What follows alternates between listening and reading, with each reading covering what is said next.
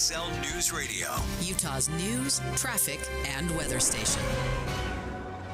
9 o'clock at KSL News Radio. I'm Andy Farnsworth. KSL's top story this hour. The man convicted of killing a Spanish Fork High School student more than 30 years ago is set to be released from prison today.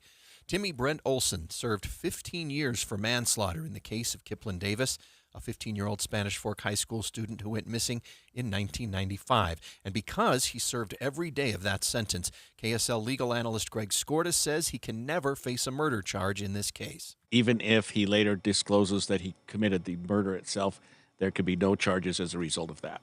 Davis's body has never been found. Our top national story this hour from ABC News. A new report shows that tariffs are taking a bite out of your budget. This new research shows President Trump's tariffs are taking a toll on families' budgets. The Nonpartisan Tax Foundation says new tariffs cost the average U.S. household $1,000 last year. That number set to increase to $1,300 this year if all the existing tariffs stay in place. That's ABC's Elizabeth Schulze there. Other national stories KSL's following. Lyft is offering an option for teens to request safe rides on their app. The service starts today in 200 cities in the U.S. Your money at this moment, the Dow up 227 points to a record high 50,363. Coming up, you might actually need an umbrella today. KSL weather's next. KSL News Time, 9:01.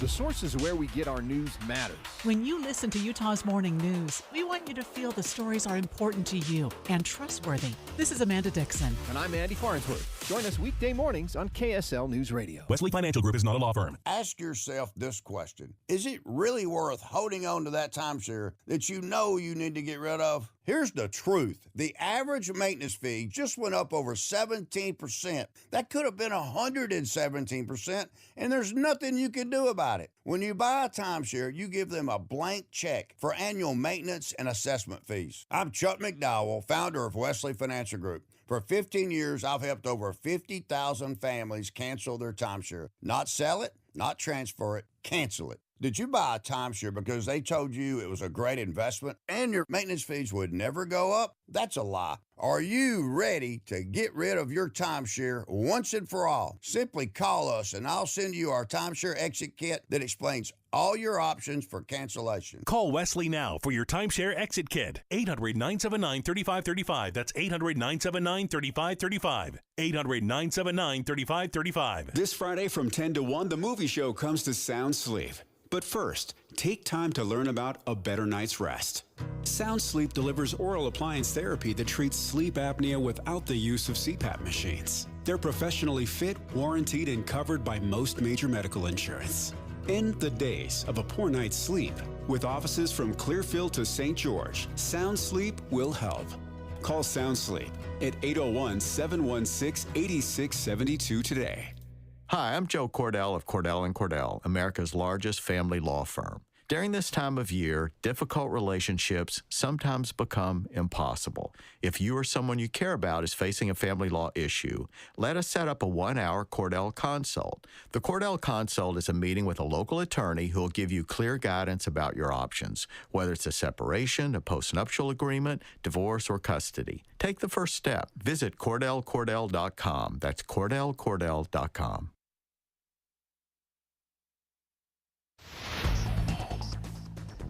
Traffic and weather together brought to you by UCCU. 4.44% savings at UCCU.com. Here's Jason Jones. Well, it's still a little sluggish northbound I-15 from the 201 interchange up to 13th South. And likewise, southbound I-15 coming out of Weber and Davis counties from the oil refineries down into downtown Salt Lake City. The southbound delays are from an earlier accident that we had. That's what caused those delays, and they're just left over from that. If you're out on the west side belt, southbound side, passing the airport, it's also going to be a little less than regular speed there. I-15 everywhere else, though, is looking really good, and the only other trouble spots we've got are 2100 North and Pioneer Crossing and Lehigh, as they remain very heavy traveling over to I-15. Of course, that's typical for this time of the morning.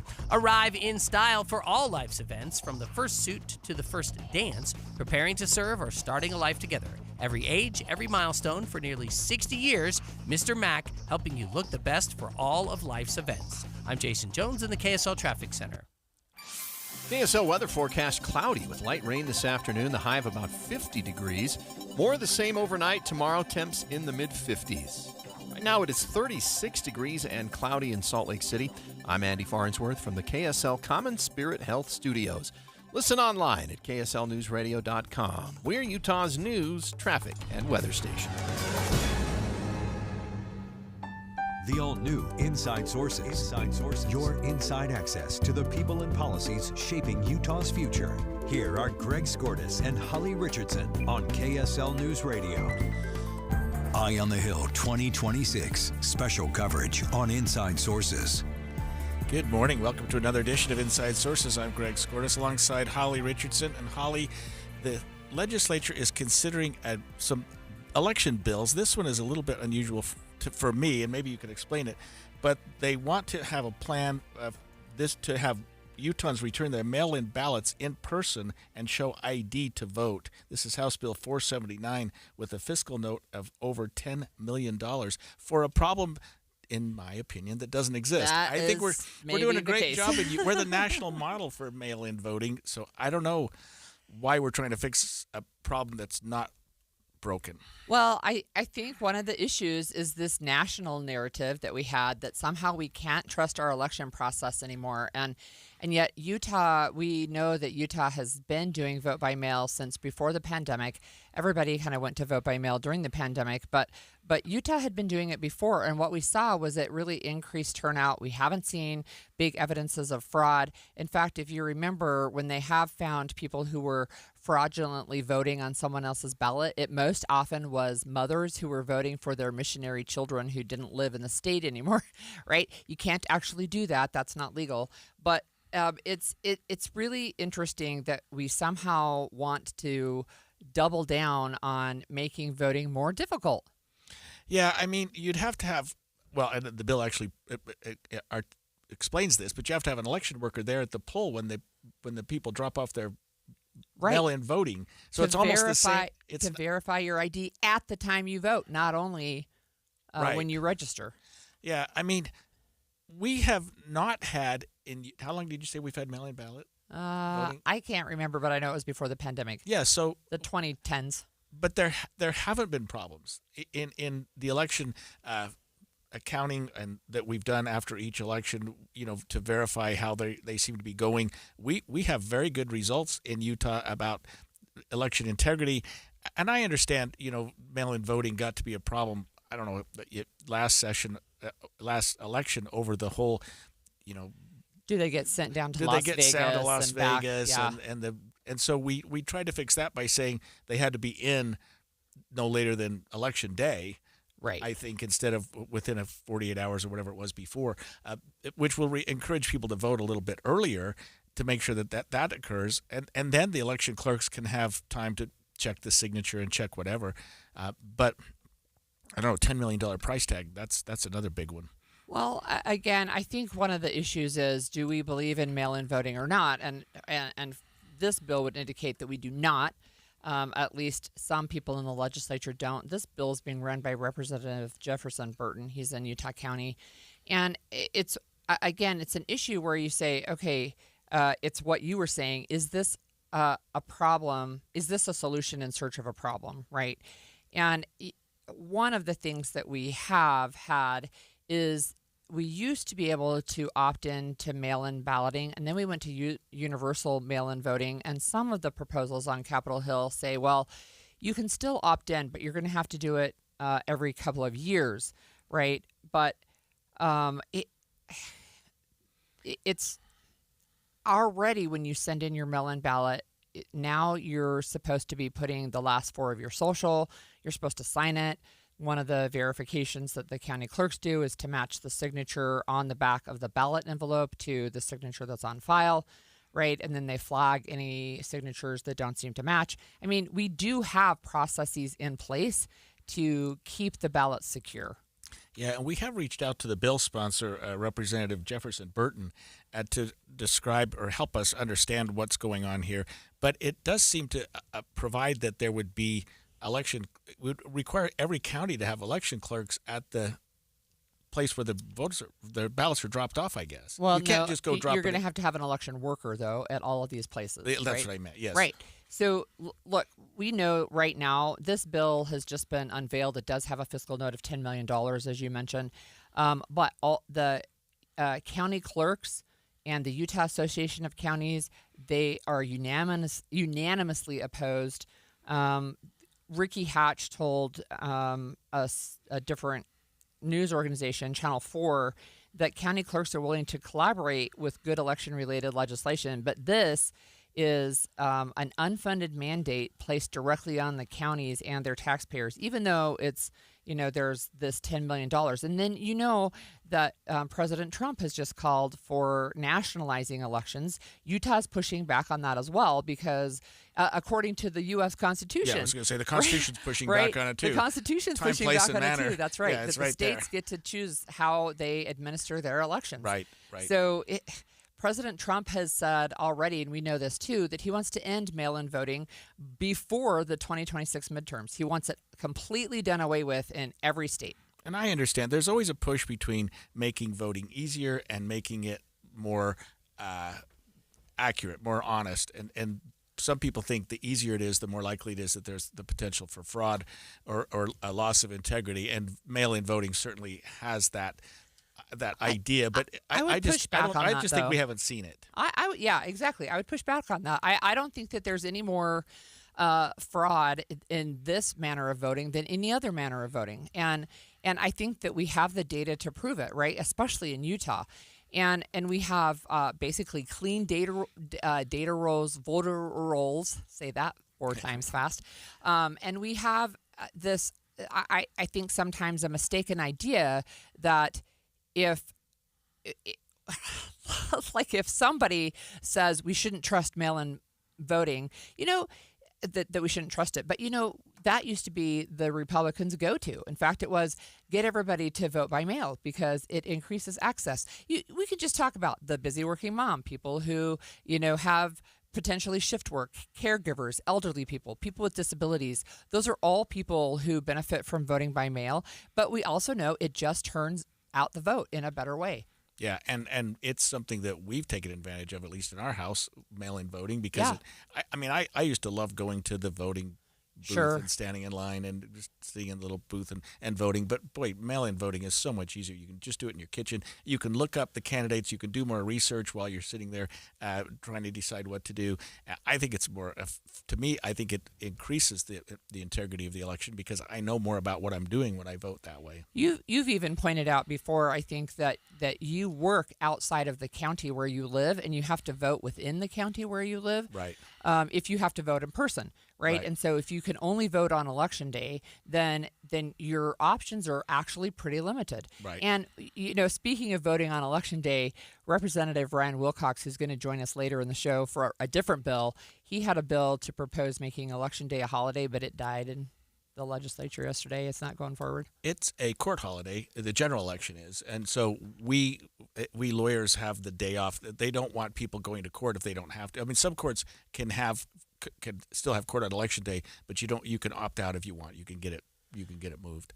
Yeah. So anyway, this is a bill that on its surface, the sponsor is saying, well, this increases security, but I think it adds unnecessary barriers. I think it adds a huge cost, and it's a solution in search of a problem. We really don't have a problem with fraud in Utah's elections. And we've talked about this, and the Lieutenant Governor's Elections Office just did a survey of, I think it was 2.1 million voter records. They found one non-citizen registered to vote and who had never voted. Right. And speaking of costs, there's a $10 million price tag, but there's ongoing costs every election cycle. That's right. So this could be much more than $10 million if you look at it over the course of the next, say, 10 years. Yeah. Well, you can text us at 57500 and tell us what you think, if it would boost election security or create unnecessary barriers for voters. We're going to hear more perspective on this proposal from the Sutherland Institute when we come back after this break. 1-877 Cars for Kids. KARS Cars for Kids. 1-877 Cars for Kids. Donate your car today. 1-877-CARS for kids. KARS, Cars for Kids. 1-877-CARS for kids. Donate your car today. Ready to get rid of that old car? Donate it to Cars for Kids. Call 1-877-CARS for Kids to reach a friendly live agent. Donation is super easy, and your car can be picked up as soon as tomorrow. Call us now, 877-CARS for Kids. That's Cars with a K to donate your car today. 1-877-CARS for kids. KARS, Cars for kids. 1-877-CARS for kids. Donate your... Did you know you can donate real estate too? Go to carsforkids.org. That's carsforkids.org. Calling all Jazz fans. If you can't wait another second to see stars like Ace Bailey and Lowry Markkanen tear up the court, you're in luck. Tickets are on sale now. Let's go! No matter what you're looking for, the Utah Jazz has your back. With season tickets, mini plans, and single game options available, there's something for everyone. Whatever your schedule or budget, there's a plan for every fan. Don't miss a moment of the action this season. Secure your tickets today at utahjazz.com. I'm back to doing what I love and more, thanks to the Good Feet store.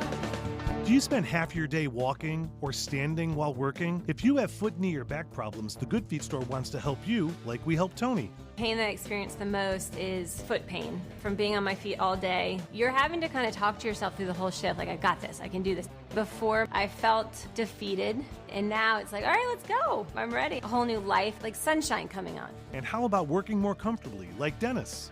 Working at an amusement park, it's always on your feet. I just couldn't take it, but I didn't have a choice. I just couldn't believe that putting these arch supports in made that much of a difference that quickly. I could do my job and I could take care of my family. I know what my tomorrow is going to be. It's going to be positive. You deserve a better life too. Stop in the Good Feet store today. We have locations in Farmington, Riverton, and Sandy. Thanks to the Good Feet store. Since 1947, Whipple Service Champions has been Utah's most trusted name for heating, cooling, plumbing, and electrical services. Got a high-priced repair bill from another company and you're just not sure about it? Call Whipple. Get a free, no-pressure estimate or bring us their quote for an honest second opinion. Totally free. Whipple Service Champions, Utah's first place for second opinions since 1947. Call 385-273-7167 for your free estimate today. 385-273-7167. At Fisher Investments, we may seem like other money managers, but we're different. Are you really that different than the rest of us? We are. As a fiduciary, we always focus on what's best for our clients. What services do you offer besides investing? We have a team of specialists in financial planning, estate planning, and more. Your clients rely on you for all that? Yes, we ensure clients receive unparalleled service at every step of the relationship. Okay, but you still sell commission-based products, right? No, because we believe that's a conflict of interest. We prioritize service over sales goals. So, then how do your fees work? We have a simple and transparent fee that's a percentage of our clients' portfolios. So we do better when our clients do better. Wow, we're more different than I thought. At Fisher Investments, we're clearly different. Learn more at fisherinvestments.com. Investing in securities involves the risk of loss. At Social Security, we are always thinking of ways to save you time and make things easier. That's why we created My Social Security. Opening a My Social Security account gives you secure access to your personal record and interactive tools tailored for you. You can see if you are eligible to receive benefits, view spousal benefit estimates, and compare retirement benefit estimates at different ages or dates when you want to start receiving benefits. Already receiving benefits? Use your account to change your address, set up or change direct deposit, get a proof of income letter, and more. In most states, you can also request a replacement Social Security card. Save time. Go online. Open a My Social Security account at ssa.gov/myaccount. Social Security, securing today and tomorrow. Produced at U.S. taxpayer expense. My savings are gone. Okay, where were they last? Here, right before I spent them on that vacation to Aruba. Weird. Not weird. Not saving now means no money later. For free ways to save, go to feedthepig.org. This message brought to you by the American Institute of CPAs and the Ad Council. Inside Sources. If you're like most Utahns and you receive your election ballot in the mail, there is a push, once again, on Capitol Hill to require your mail-in ballot to be returned in person and to show ID. We're talking about House Bill 479, sponsored by Representative Jefferson Burton, which would change current law as it relates to mail-in voting and make it a little more what he considers to have a higher degree of integrity. To some people, be a higher degree of hassle to get the mail-in ballot in so that it would be counted on time. You actually wouldn't be able to vote by mail, actually, and with rare exceptions. And what this bill would do is that it would require somebody, even if they got their ballot at their house in the mail, they would have to go drop it off in person at a polling station or a drop box and show a valid ID to a poll worker at the time. So we asked for text, and it was 57500. And all of the text we've received so far, we've got about 8 so far, and every single one of them is like, vote by mail works. Why are they trying to fix something that's not broken? We have with us on the line Derek Monson. He's the executive director of Sutherland Institute, and they wrote an op-ed that I published in Utah Policy this morning about this bill specifically. Thanks for joining us, Derek. Thank you for having me. I'm wondering if you could just lay out for our listeners what your take is on voter ID. Yeah, well, I think voter ID is something that boosts voters' confidence in the integrity and security of our elections. That's what we found in polling that we've done for the last several years with Y2 Analytics. And that's not just our finding. It kind of is replicated across many types of polls on elections. So we think it's good in that regard that, we need voters to have confidence in our elections in order for them to be legitimate in our system. But we can also do it in a way that doesn't require burdens on voters that sometimes are unnecessary. And some of those we think have made their way into HB 479. What are some things that could occur, Derek, that could give voters a little more confidence in terms of their mail-in voting that maybe don't require quite as much as what's required here with 479? Sort of like Holly said, it's not even mail-in voting anymore. Well, I mean, one of the things that HB 479 allows for is you can submit a form, and you have to do it once every 2 years, to say, I would like to return my ballot by mail. The one I get in the mail, I'm going to return it by mail. And there's a provision that says you have to take that in person to your county clerk's office, and then you're going to show a ballot ID when you do that. So the challenge of that is, think of it in an example of a rural voter where they may live hours away from their clerk's office, in some instances. So that could be a notable burden. And what the bill also gives provision for is for disabled voters, they can submit their form and ID electronically. So presumably, there's no concern about election integrity in that case. Otherwise, they probably wouldn't have put it in the bill, since the bill is about election integrity. So if we can do that electronically for disabled voters, let's just do it for everyone. And that makes it much more easier to do, less burdensome. And we still get the benefit of the voter ID component in the returning ballots by mail. Additionally, there's not really, I think, a great compelling need to do it every 2 years. In last session, in 2025, the big election bill, HB 300, created a process where you have to request to receive your ballot in the mail every 8 years. So if we already have a process like that in place, starting in around 2029, why not just tack this on to that? And so every 8 years, when you request to get your ballot in the mail, you can check a box or something like that says, I also want to return my ballot by mail. You can show ID electronically, and we maintain the security benefits of voter ID without really dramatically burdening people's ability to return their ballot in the way that they feel is secure. And we're talking about something like 40 to 50% of voters, do return their ballots by mail. So it's not a small number. So, Derek, and we're speaking with Derek Monson, Sutherland Institute Executive Director. Derek, I was looking at some of the numbers, and even down in Utah County where I live, the percentage of people who return their ballots by mail is greater than 90% for most elections, including municipal, right? So, look, we just have so many listeners texting in talking about why this bill is a bad idea. Some of them were saying that they just wouldn't vote if they're going to make it too hard. And that if other states have less integrity, maybe the state needs to change their policies. But in Utah, it's working. Yeah, that's right. And voters tend to say they're confident in our election system.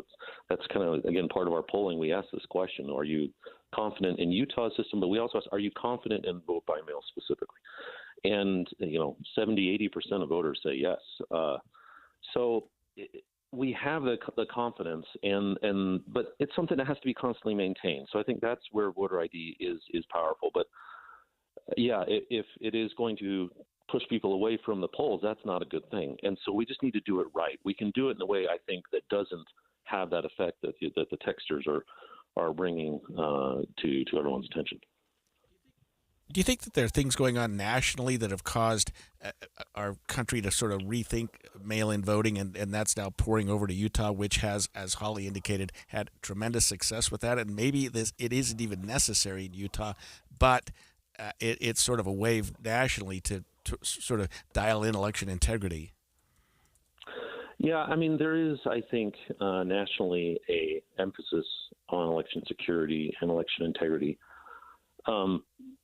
And in Utah, I don't know, maybe we have as much concerns because we've been doing it for much longer than most of the rest of the country. We were doing primarily vote by mail elections before COVID, and the rest of the country kind of jumped into it during COVID, and almost kind of pressured into it because of the need to protect people and public health. And so for the rest of the country, I can see how that might have been a difficult experience. But for us, we worked up to it little by little. We had been doing voluntary vote by mail for decades prior to kind of ramping it up as a primary way of voting. But that said, there's also, there have been some glitches with vote by mail. If you think through, for instance, the primary election last cycle, where voters dropped their ballot in the mail, but some couldn't be counted because they were postmarked because they had to be sent to Las Vegas. So it's not like there's any perfect system out there, and vote by mail is that too. But we do it well, and so the issue is we can always improve. And we think, I think that voter ID is a way to improve it.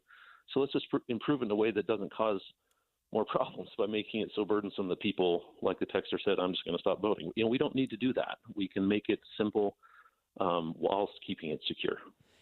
So one of the things that I'm seeing, and this is, we also put this question on our Facebook page maybe 30 minutes ago. We have almost 100 comments on it. So I think it's not the issue as much of showing ID to register to vote, but that you have to take your ballot with your ID at the time you vote, because we already have a process right now where we have to prove who we say we are on our ballots. Is that not correct? Yeah, the current process that they just enacted last year was you have to put a last four digits of your social security number or of a valid state identification, driver's license number, that kind of thing, to identify yourself along with your signature. And there are some people who think that, you really need that photo identification. It's not enough to have a number. I think there can be honest disagreement about that. But however you do it, it just needs to be convenient for voters, because, we shouldn't be about making it hard to vote. That there's no real compelling reason to do that. And again, we have the means, whether you want to do it with photo identification or a numerical identification, we have the means to make it simple and convenient for voters to do. Thanks, Derek. That was Derek Monson from the Sutherland Institute. He's their executive director and wrote an op-ed piece that Holly put on her Utah policy. You should read it. It's really very, very good. It seems, Holly, that we're continuing to get texts and some response from on Facebook. People are pretty passionate. People think mail-in voting works. Yeah, it does. And we shouldn't change it. Yep. That's generally what they're saying. Yep. Yeah.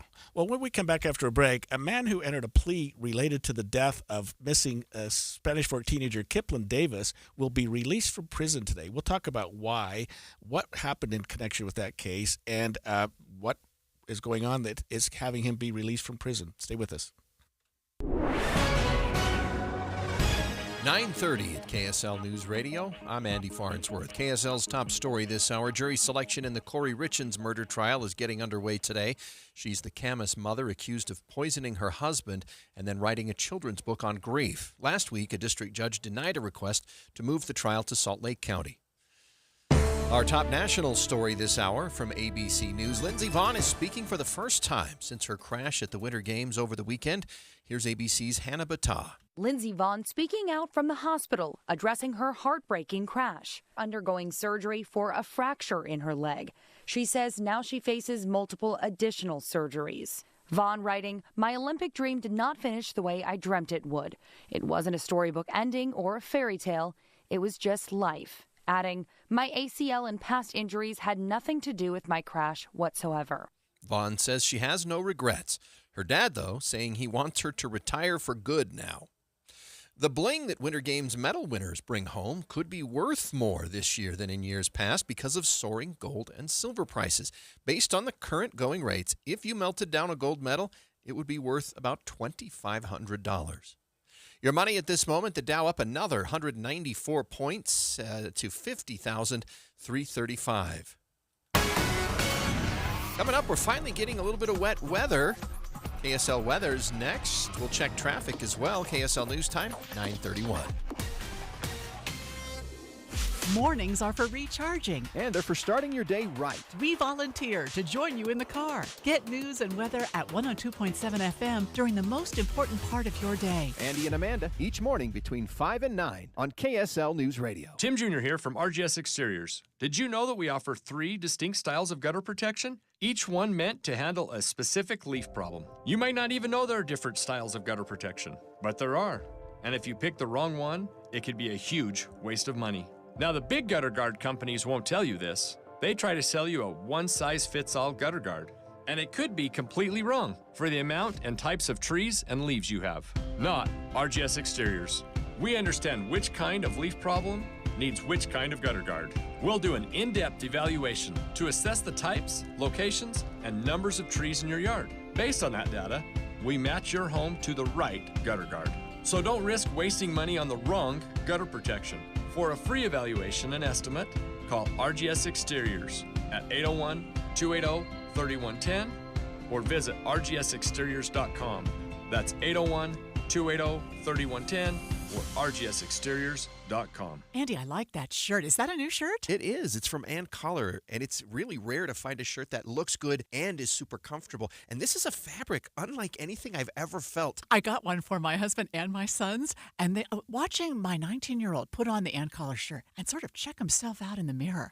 I thought, wow, he's really digging that. And I can understand why, because it's not just comfortable, it's stain repellent, which I needed. Oh, my goodness. Because, That is something. He attracts spaghetti sauce to shirts like you would not believe. And with these Ann Collar shirts, I can get it out. Amanda, I have to wear a special bib when I eat spaghetti with a white shirt on. But with Ann Collar shirts, it takes those little tiny nicks and stains, and they don't stick to you. Yeah, you don't have to dump a bucket of stuff on you, but it would repel that too. You've got to try one. So whether it's the traditional white shirt or any of the patterns they have, it's Ann Collar, and they're made right here in Utah. If you've never tried Ann Collar before, we have got permission to give you 15% off at andcollar.com and go get your first. Use the code KSL15. That's Ann Collar, ANDcollar.com. Welcome to guided meditation. Close your eyes. You're at the beach. The seagulls are calling. You take out your iPhone 16e you got from Cricket and use Apple Intelligence to clean up that selfie you just took. It's a good one. You send it to your friends instantly thanks to reliable nationwide 5G. They're totally jealous. Get iPhone 16e for $49.99 when you switch. Smile, you're on Cricket. Requires new line on the Supreme Unlimited plan. First service charge and tax due at sale. $25 activation fee. Terms and restrictions apply. Cricket 5G is not available everywhere. See store for details. Progressive Insurance knows pets, and one of the biggest differences between people and pets is that we don't eat things off the floor. But dogs definitely will, and it makes them so happy, no matter what it looks like, smells like, or what state of decomposition it's in. We all want to go through life that carefree, and that's also why you should get Progressive Pet Insurance, because they eat things off the floor. So protect your pet from all the questionable life decisions they make. You know where they drink from when you're gone, right? Progressive Casualty Insurance Company and affiliates. Covered subject to policy terms and conditions. Traffic and weather together on KSL News Radio, brought to you by UCCU. Direct deposit gets you $300.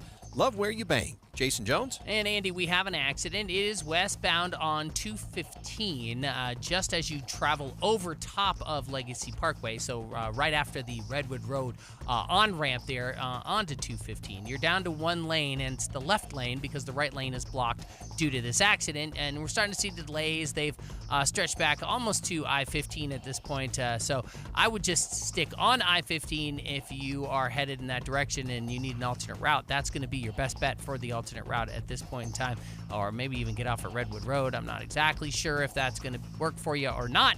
However, you definitely want to avoid that accident if you can. If you are the rest of the way on I-15, though, you're going to be smooth sailing, basically north and southbound all along the Wasatch Front from Ogden all the way down to Payson. No problem there. Most of the delays on 2100 North and Pioneer Crossing have cleared out, although it's still a little bit heavy on Pioneer Crossing itself. Two Brothers Mattress. Prices don't get lower than the President's Day sale. Best prices now on all Tempur-Pedic mattresses. Visit twobrothersmattress.com. I'm Jason Jones in the KSL Traffic Center. KSL weather forecast, cloudy with light rain this afternoon. A high of only 50 if we're lucky. We might even not make it quite to 50 degrees. Tomorrow, more of the same, though. Temps do jump into the mid-50s, but the rain increases in intensity and in location. Right now, it is 36 degrees and cloudy in Salt Lake City. I'm Andy Farnsworth from the KSL Common Spirit Health Studios. Listen online at kslnewsradio.com. We are Utah's news, traffic, and weather station. The all-new Inside Sources. Inside Sources. Your inside access to the people and policies shaping Utah's future. Here are Greg Skordas and Holly Richardson on KSL News Radio. On May 2nd, 1995, 15-year-old Kiplin Davis vanished from Spanish Fork High School, and she has never been seen since. There was one man who has entered a guilty plea to a lesser charge involving the death of Kiplin Davis, didn't admit to killing her, but he is scheduled, Holly, to be released from prison today after serving 15 years in the Utah State Penitentiary. So I wonder if you can just remind our listeners and me this case, because there are some things that are different about it, it feels like. Right. So a group of boys took her, and they were with her that afternoon up in, I think, Spanish Fork Canyon or that area up there.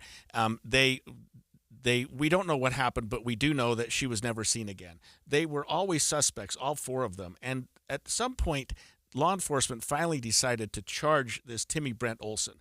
They charged him. It wasn't until 2006 that they charged him. I mean, it was long after the fact, and he entered a guilty plea to manslaughter. He said, and I'm looking at what he admitted to, what he actually said, which is this: on May 2nd, 1995 in Utah County, I did aid, abet, solicit, or encourage another in recklessly causing the death of Kiplin Davis. In other words, he's not saying I did it or I was involved in it, except that he aided, solicited, or encouraged. I mean, that's the aiding and abetting statute, basically, in causing the death of Kiplin Davis. So he entered a plea to that, which is a manslaughter, and it carries a potential prison term of 1 to 15 years in prison.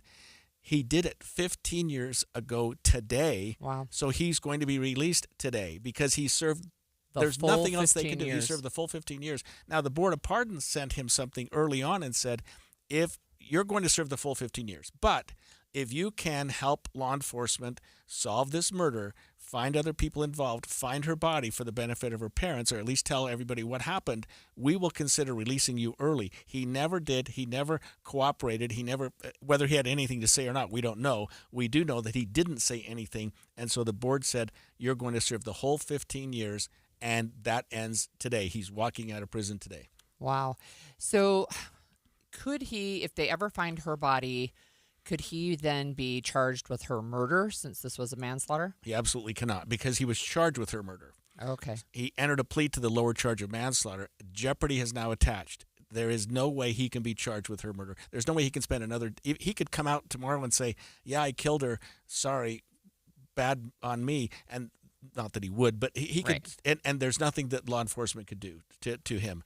Because he served the whole sentence. He can't even serve parole or probation or pay fines or community service. He can't do any of that. Because he did his full sentence. Because he did the full sentence. There's nothing else that he can serve. Wow.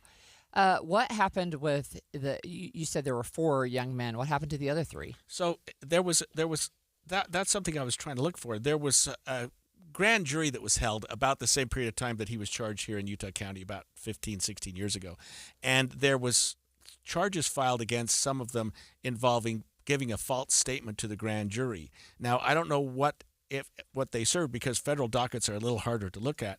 But Timmy Olson, the same defendant here, pled guilty to or was found guilty of giving a false statement to the grand jury and was sentenced to 12 and a half years in prison. The thing is, the judge in both cases, the federal and the state case, said that this 12 and a half year federal sentence and the 15-year state sentence would run concurrently, meaning at the same time. So they couldn't give him any more time for the federal case because he did his whole 15 years on the state case. I mean, you might have expected those to run consecutive and have him do more than 15 years. But I'll tell you something about this. Some people are concerned he's only done 15 years for a murder. He didn't plead guilty to a murder. There's no evidence that he committed a murder. There's only evidence that he was involved, according to his own words, in someone recklessly causing her death.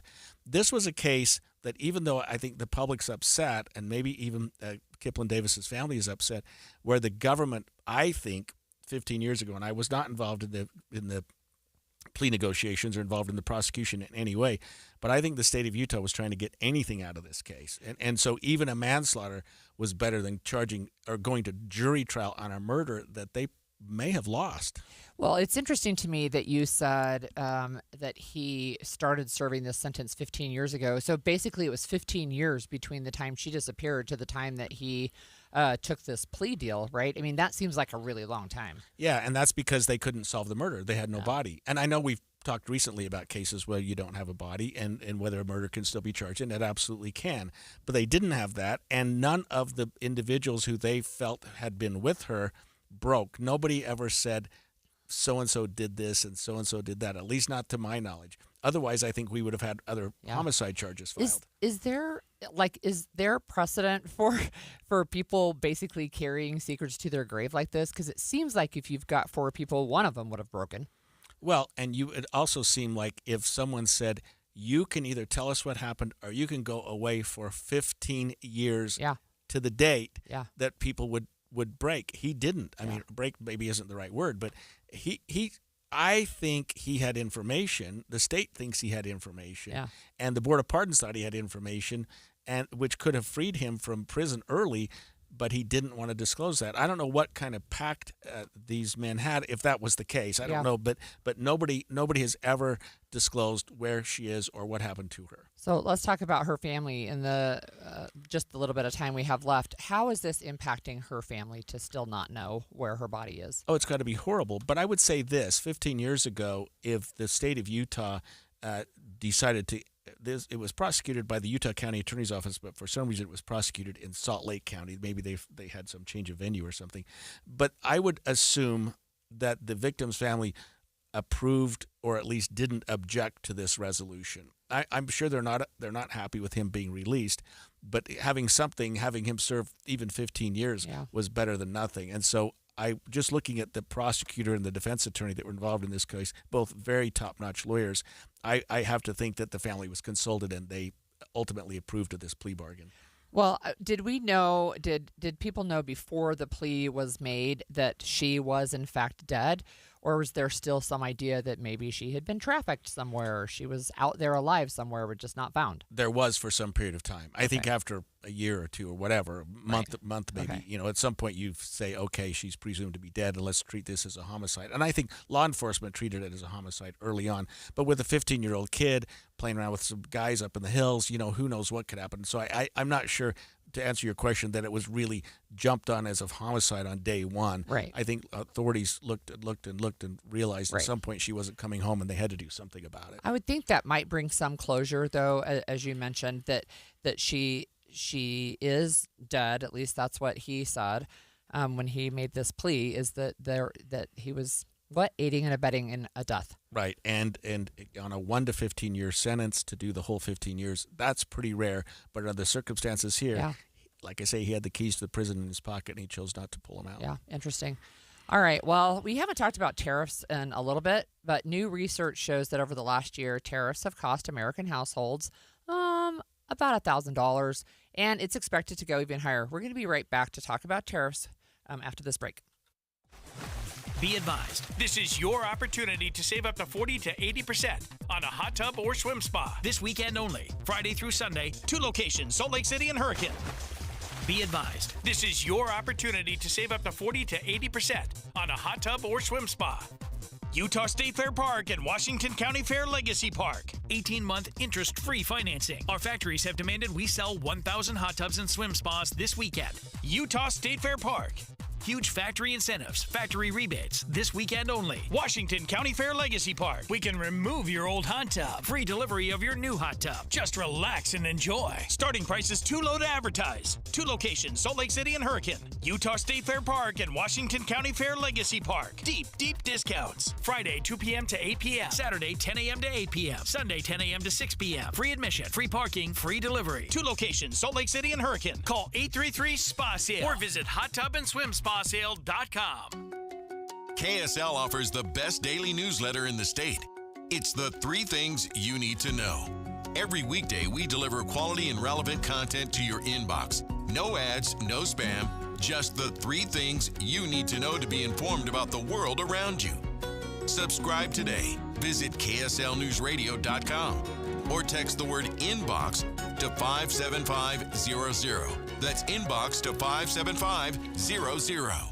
Hi, this is Derek Overstreet, president of the New Millennium Group and co-host of Stop Working, Start Living with KSL News Radio. Can you imagine what your life would be like if you could retire 3 to 5 years earlier than you thought possible? The things you could do, the loved ones you could spend time with, the memories that you could create. That's what our team at the New Millennium Group does. We'll walk you through the entire process every step of the way. If you'd like to get a copy of the 5-step proprietary plan that will help you retire 3 to 5 years sooner than you thought possible, give us a shout right now. 888-999-6370. That's 888-999-6370 or utahsfinancialplanner.com. Listen, most of our listeners right now have a tax problem, not a money problem. There's not enough money in Social Security Medicare as it is. Let us show you how you can significantly reduce your taxes. That's 888-999-6370, 888-999-6370, or utahsfinancialplanner.com. Progressive knows there are some surprisingly expensive things in life, like rugs.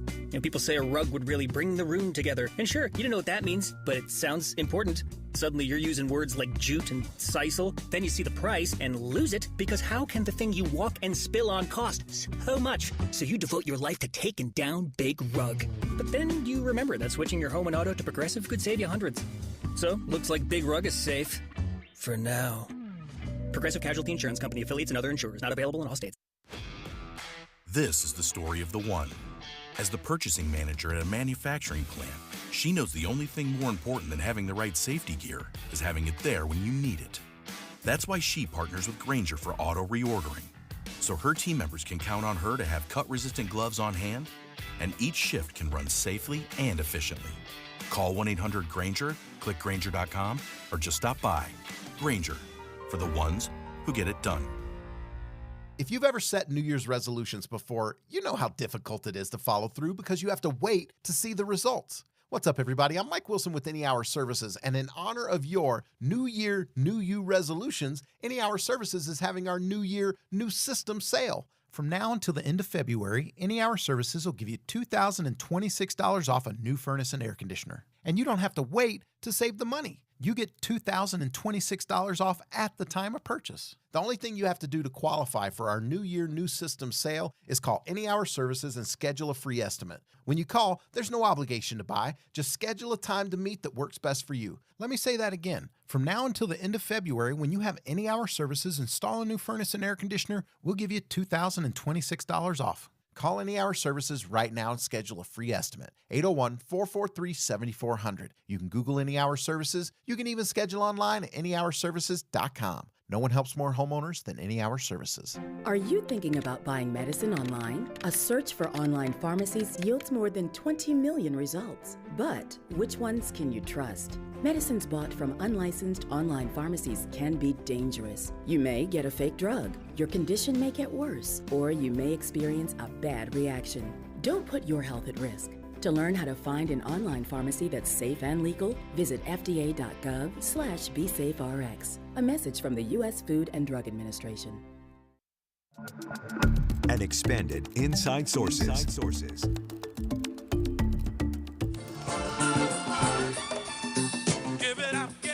Well, we've now had a year to look back on tariffs, and we have learned that what tariffs have cost Americans over the last year, according to a nonpartisan tax foundation, Holly, $1,000. That's not insignificant, right? And that's part of the conversation of, well, who's paying the tariffs? Well, it turns out we are. Again, I wonder if our listeners want to weigh in on this, if they are feeling rising costs. What have you cut out of your budget? You can text us at 57500. But look, the costs are hitting the grocery table, and we have talked about that at the grocery store on the kitchen table. We've talked about that a lot on this show because grocery prices, there are some things that have gone down. Eggs are now not $1 bazillion a dozen, so that's a good thing. But coffee prices are up 33%. Ground beef is up. Oh, my goodness. If you have bought beef recently, it is so expensive. Frozen orange juice is up, and maybe that's why some of the big companies are not going to do frozen orange juice concentrate anymore. I don't know. Yeah, coffee prices 33%. I had no idea. And this the same institute is saying that this year it's going to be even more. Last year, $1,000 per household. This year, it's expected to reach $1,300, assuming the existing tariffs stay in place.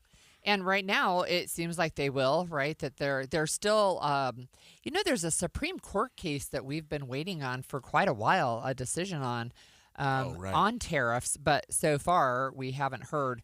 But it is interesting, right? The cost to U.S. taxpayers, it's an increase. And in fact, the research from this organization calls the tariffs the largest tax increase as a percent of GDP since 1993. So interesting that you mentioned the Supreme Court, because if the Supreme Court finds that the executive order was not the appropriate method to put tariffs in place, they could say they're invalid, and then it would go to Congress.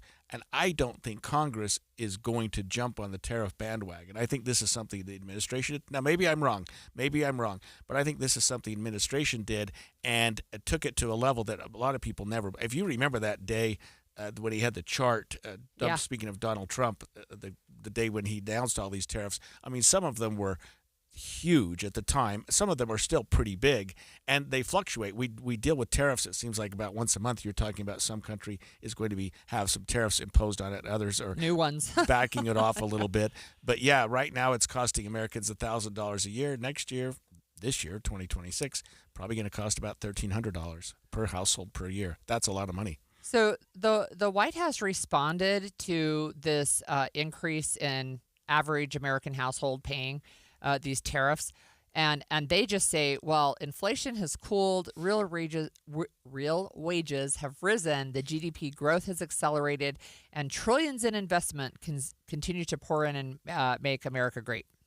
Yeah, well, inflation has cooled a little, but the last time they checked was in December. It was at 2.7%, which is about what it was when Trump took office. So yeah, that's not much of a cooling. That's higher than I think that we want. I mean, there's always some inflation, and I think that they wanted to get it at or around 2% or slightly less. 2.7 is a bit higher than what people thought, and certainly higher than what the current administration and the last administration thought they could get.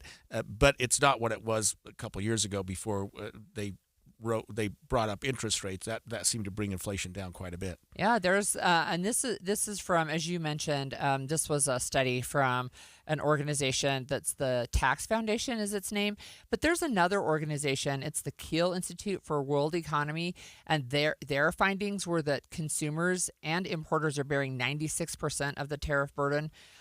Tariffs act like a consumption tax, right? So it is also reducing trade.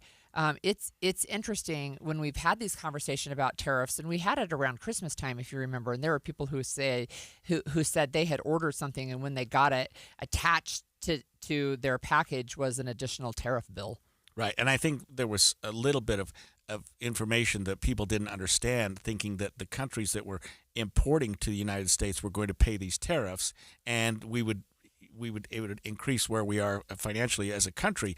But they still had to pass it on to the consumer. So if you're getting something from China and they're paying more in tariffs, they're going to pass that on to the consumer, and we're going to pay more when we purchase something. Ground beef 20% up in a year. Yeah.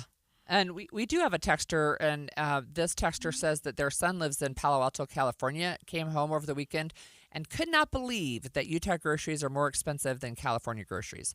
So we know every time we go to the grocery store, right, it's like, wow, this is where our money's going, is it's going to groceries. Yeah, and this tax foundation that we're talking about said that the average effective tariff rate in the United States has surged from around 2% in 2024, just that recently, to 10% in 2025, the highest since 1946. So these tariffs are significant, and they're affecting the pocketbook of a lot of Americans. Maybe there's some end game. Maybe there's some way that this will balance out at some point. But I think at a time when affordability is one of those big words.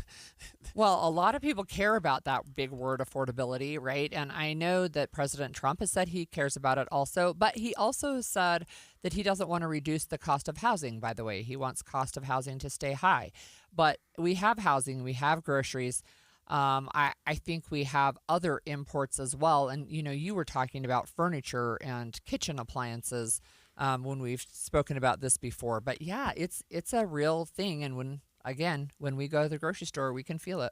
Yeah, and in terms of inflation, we do have that number down, not what we want, but it seems like if the Fed is, as the administration wants, going to reduce interest rates further from where they are now, which is admittedly a low for the last year or two, that's going to have an adverse effect on inflation. And that's always the check and balance that you have with the economy. So we mentioned beef prices, and we have talked before on the show about importing beef from Argentina because it's cheaper, and the entire U.S. beef industry was like, wait, you can't do that. That hurts American growers, ranchers, farmers. I guess they're not growers really. But just this week, President Trump signed a new executive order, quote, ensuring affordable beef for the American consumer, which increases the beef imports from Argentina by 80,000 metric tons. Which That's a lot. Yeah, maybe that brings the cost down. That's the goal, is to bring the cost down for American consumers, but it will hurt the U.S. Cattlemen and ranchers. There was I don't know if any of our listeners have experienced this, but one of the things that I see on this is coffee prices rising by 33%. Now, I'm a coffee drinker, but I haven't noticed that. Of course, my wife buys the beans, so maybe she's paid more. I didn't know, but that's a third. You spent $1 a year ago for a cup of coffee; it's now $1.33. I don't know, but right? Yeah, that's the largest one, and I would expect that's one that you would. Does it show up at Starbucks? Yeah, I don't know. I don't know.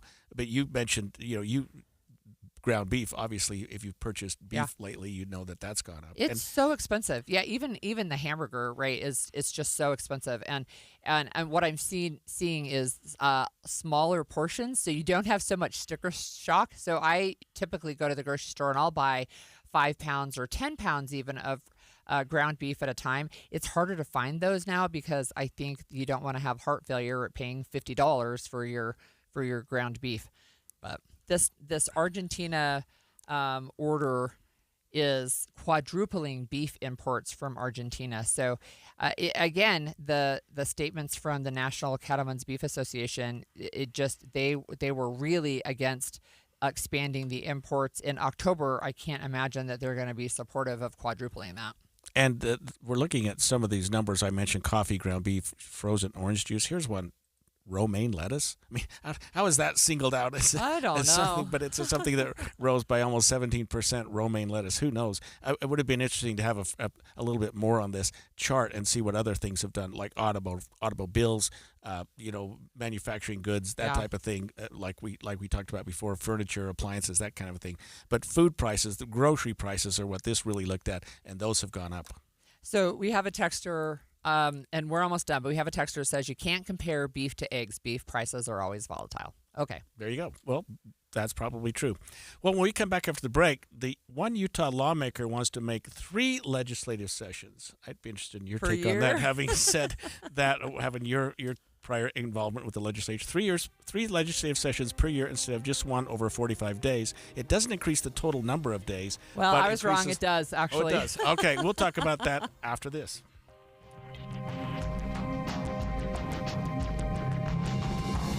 KSL FM Midvale. KSL Salt Lake City. From the KSL Common Spirit Health Studios, this is KSL News Radio. Utah's news, traffic, and weather station. 10 o'clock at KSL News Radio. I'm Andy Farnsworth. KSL's top story this hour. A Utah lawmaker wants to allow college students to opt out of class assignments if they feel it goes against their religious beliefs or other beliefs of their conscience. State Representative Mike Peterson says he wanted to sponsor this bill after hearing what his daughter said she was required to do for her master's degree in another state. This one she called and said, Dad, I'm supposed to write a letter to a legislator advocating for LGBTQ policy. And she asked if I could help her. She was a little thrown off by that. Some public commenters, including college professors, spoke against the bill because they think it could limit exposure to different viewpoints. The bill ended up clearing its first hurdle on Capitol Hill. Our top national story this hour from ABC News. Jeffrey Epstein co-conspirator Ghislaine Maxwell is pleading the Fifth before a congressional committee. Here's ABC News senior political correspondent Rachel Scott. The Republican Speaker of the House says she's clearly just trying to cut a deal. She's pleading the Fifth and trying to make deals. She needs to tell the truth. It's longer to do. But President Trump has not ruled out a pardon for Maxwell. And there are new questions about what Trump knew about Epstein's inappropriate behavior and when. Maxwell is currently serving a 20-year sentence for trafficking minors to Epstein. Your money at this moment, the Dow up 278 points to 50,414. Coming up, more rain coming this week, especially tomorrow. Weather and traffic coming up next. KSL News Time, 10:01. A reminder about the simplest way to get updated for your day. Hit your KSL preset when you jump in the car, and we'll take care of the rest. Hear key news updates and traffic reports. Andy and Amanda from 5 to 9 in your car. KSL News Radio at 102.7 FM. A family office is a team built to handle the 3 biggest financial responsibilities a family faces: wealth management, tax strategy, and estate planning. Most firms only manage your investments and refer the rest out, hoping everyone stays aligned. At Trajan, we built something different. Your wealth, tax planning, and estate planning are handled together inside one firm under one roof. There's no guessing whether your CPA, advisor, and estate attorney are truly in sync, because our team works together every day on your behalf. When your financial life becomes more complex, your advice should become more coordinated, not more fragmented. One plan, one trusted team. Call Trajan today, 801-207-9900. That's 801-207-9900. Trajan Wealth, an SEC-registered investment advisor. Additional services through Trajan Estate and Trajan Tax. Additional disclosures and accreditation at TrajanWealth.com. This Friday from 10 to 1, the movie show comes to Sound Sleep. But first, take time to learn about a better night's rest. Sound Sleep delivers oral appliance therapy that treats sleep apnea without the use of CPAP machines. They're professionally fit, warranted, and covered by most major medical insurance. End the days of a poor night's sleep. With offices from Clearfield to St. George, Sound Sleep will help. Call Sound Sleep at 801-716-8672 today. We'll admit, we've already thrown in the towel on the New Year's resolution. Yeah, and we made it through dry January. But one healthy new habit we're sticking with is Active Liver from New Nordic. Did you know your liver works around the clock processing food, sugar, alcohol, and everyday toxins? All things that can really impact your health. That's why daily support matters. Active Liver is designed to help protect normal liver function and support your body's natural detox process. With trusted ingredients like milk thistle, turmeric, and artichoke extract, it's gentle enough to take all year long. No harsh cleanses, no extreme detoxes, just simple daily liver support. We really feel the difference. Yup, more energy and the peace of mind knowing we can enjoy the good things in life while giving our liver the love it needs. Active Liver is available online at Amazon or NewNordicUSA.com. Or you can find it in stores at CVS, Meijer Grocery, Wegmans. And now Active Liver is available at your local GNC. It all started with a commitment to comfort. Gillette Heating and Air is proud to be Utah County's go-to team for expert HVAC and plumbing solutions. Need a repair, upgrade, or seasonal tune-up? Don't let cost hold you back. With 0% financing available, it's easy to get the work done now and pay later. Plus, save $100 on any repair over $500 and keep your system running strong with a professional tune-up before the heat hits. Visit GilletteHVAC.com or call 385-GET-COOL to book today. Homegrown service pros, financing made simple, comfort made easy. Carrier. Turn to the experts. A Carrier factory authorized dealer. Traffic and weather together brought to you by UCCU. Up to $500 for loan transfers. Love where you bank. Here's Jason Jones. Well, they cleared that accident westbound on 215 over the Legacy Parkway overpass there, and with it, all of the delays are gone as well. So you don't have to worry about that anymore. In fact, you really don't have to worry about any problems at all on any of the major highways or side streets over to I-15. Man, it's a little sluggish still on Pioneer Crossing through that construction zone as you head over to I-15, but that's pretty much the only thing we've got going on. Everything else looking pretty decent. No other major accidents or delays. Visit the Boat Show and Water Sports Expo now through Sunday, February 1st at the Mountain America Expo Center. Buy tickets online at utahboatshow.com. I'm Jason Jones in the KSL Traffic Center. KSL weather today, cloudy with some scattered rain showers in the afternoon. We could even see a few inches of snow in the northern mountains. That rain will continue in tomorrow morning. Today, the high only supposed to get up to about 48, maybe not even to 50. Tomorrow, though, it'll jump to 56. Right now, it's 37 degrees in Salt Lake City. I'm Andy Farnsworth from the KSL Common Spirit Health Studios. Listen online at kslnewsradio.com. We're Utah's news, traffic, and weather station. The all-new Inside Sources. Inside Sources. Your inside access to the people and policies shaping Utah's future. Here are Greg Skordas and Holly Richardson on KSL News Radio. Well, for us legislative geeks, the Utah legislature is about halfway through its annual general session. It's a 45-day session, and one lawmaker is saying, well, maybe we should break it up into 3 sessions, 1 for the budget and 2 general sessions. Yeah. It's part of what they're calling a joint resolution, House Joint Resolution number 22. It's not a legislation because it can't be done through simple legislation, correct? Well, it is a proposal, right? It's a bill, but it's one that has to go to the voters because the way the legislature is set up right now is part of the Utah Constitution. Right. And so to change it, it has to pass both bodies by 2/3 and then be put on the ballot for voters to approve. But to do this, there has to be a constitutional amendment. That's right. Right. That's right. So it's a really interesting discussion, I think. And we do have with us on the line Representative Ryan Wilcox, who is this joint resolution sponsor. Thanks for joining us, Representative Wilcox. Yeah, happy to be here. Thank you. Talk to us about your idea about splitting up Utah's legislative work into 3 discrete sessions during the year. Yeah, thank you.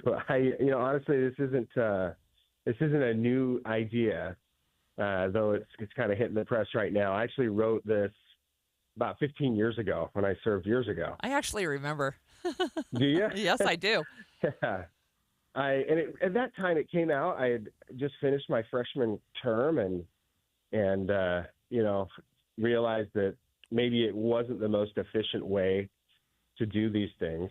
And I mean efficient not just because of time, but for a new legislator, which we want to encourage people to run and participate in their government. A new legislator, you're sworn in immediately. You're run through a 45-day session. It's the shortest in the country. And you have a process that if we were designing this process for efficiency and outcomes is not how we would run it. To start off, we go through an appropriations process that is, can be criticized as being somewhat farcical in that we don't actually know what the budget is when we run this. We don't get real numbers from the fourth quarter until mid-February. And then any recommendations that are made are based on guesses because we don't know what those numbers are. Mm-hmm. Then we go through, and you served with me at one point then, and you go through the process, and largely the budget is almost handed off to others as you go through the policy conversations, and then you try to collate all that stuff together at the end. It makes for two things that I think aren't super effective. One, you have a limited number of people that can ever serve as a legislator, because getting 45 days off for anybody in a normal job is crazy difficult. So you automatically limit your pool of talent available. Two, it decreases transparency. By definition, it makes it harder to follow through. It makes it harder to follow, what budgets are doing when all the other things are happening at the same time. And so the design of this, the first part of it is, we wait until after fourth quarter numbers are in. So mid-February, a session would start. You'd have 3 weeks, basically, 15 days, like we do now. 15 days. So we're not extending the legislative days. We're just, separating them out in this model.